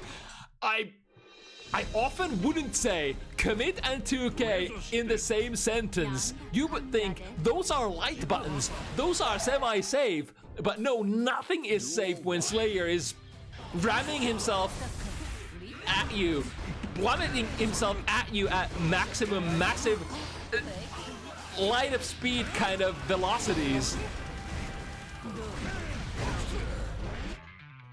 Alright, from too heavy on block into a big pile bunker frame trap. He's in a little bit of a pinch here. Puuro has just overwhelming amount of momentum. How can we stop it? It feels like it's Puuro is doing exactly all the Slayer stuff that the documentaries warned you about. Slayer is such a good character at sort of drawing you into a mud fight, drawing you into some really weird RPS that is often enough like not in your favor, but that you have to participate in nonetheless.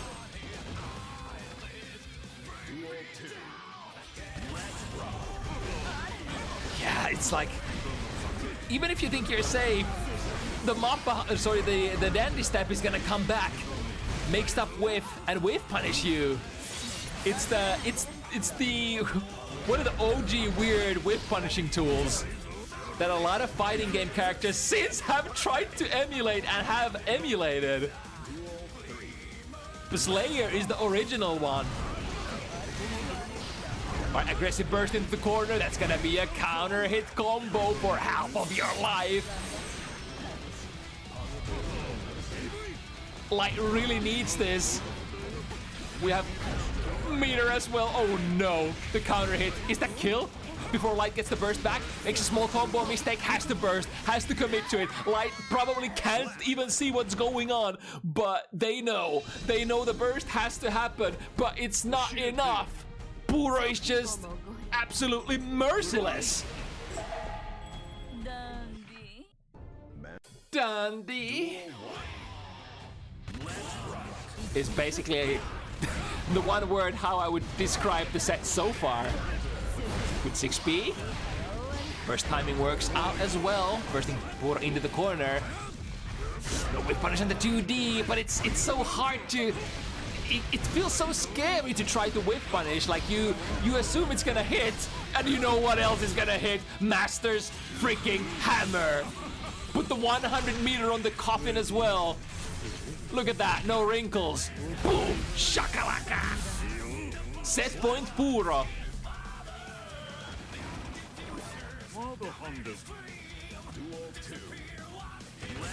Now Light is very close to getting those burst resources back, but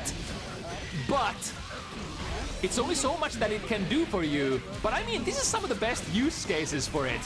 Put the opponent in the corner, in a open for a slump here, and then the command grab.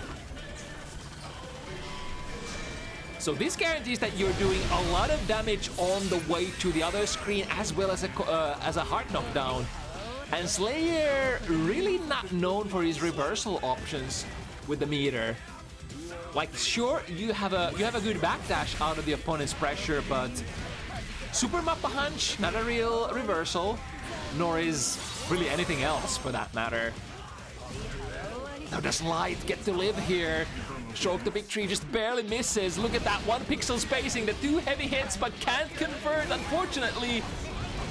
Trying to fish a counter hit with it, but Puuro is not in the right place in the right moment. Drops the combo. Puuro was probably thinking that the burst was gonna come out immediately. Throw. Off the back turn kind of incident. Maybe a wincident. Or maybe a lincident if Puuro still ends up stealing this. Too heavy into a combo. We can convert that. Is that the way it is? Is that the way it is? That the way it is? Show me the way. Puuro takes it over Light in a brutal manner. It is so hard to keep up with this character's momentum. When you get drawn, when you get invited, just baited into the mud fight, there's no way. You're out.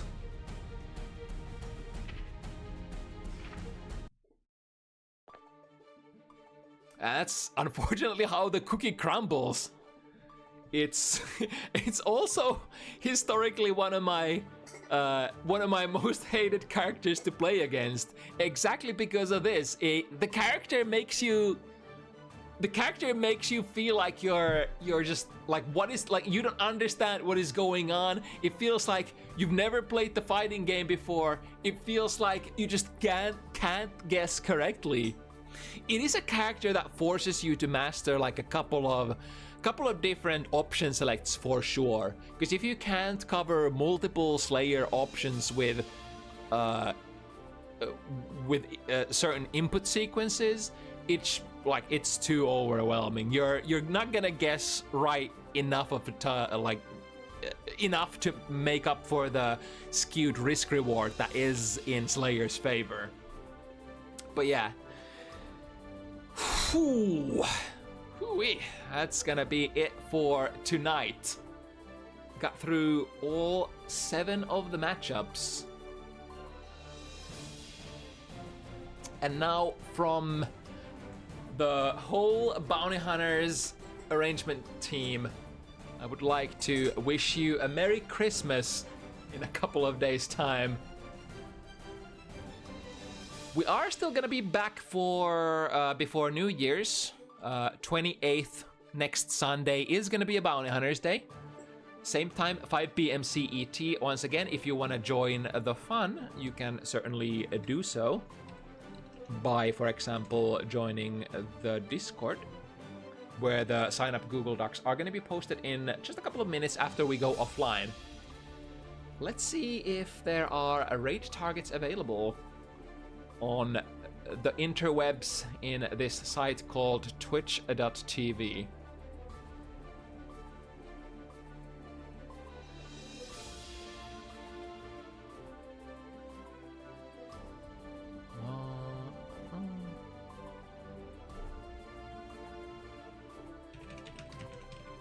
Search by category. What do we got? There's some Russian event. Oh wow, there's a lot of streamers for this particular Russian event. It looks like. Anybody that we know? Not really.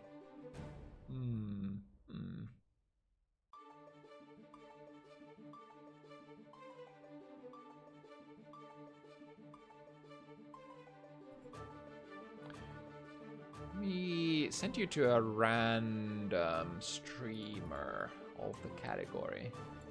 How many O's is this? Dorito into 1. Okay, let's rate that. Let's rate that target. Okay, thank you so much for watching. I'll see you in a week once again. Till then, play Guilty Gear and stay safe. Ho ho ho! Merry Christmas. Now fuck off.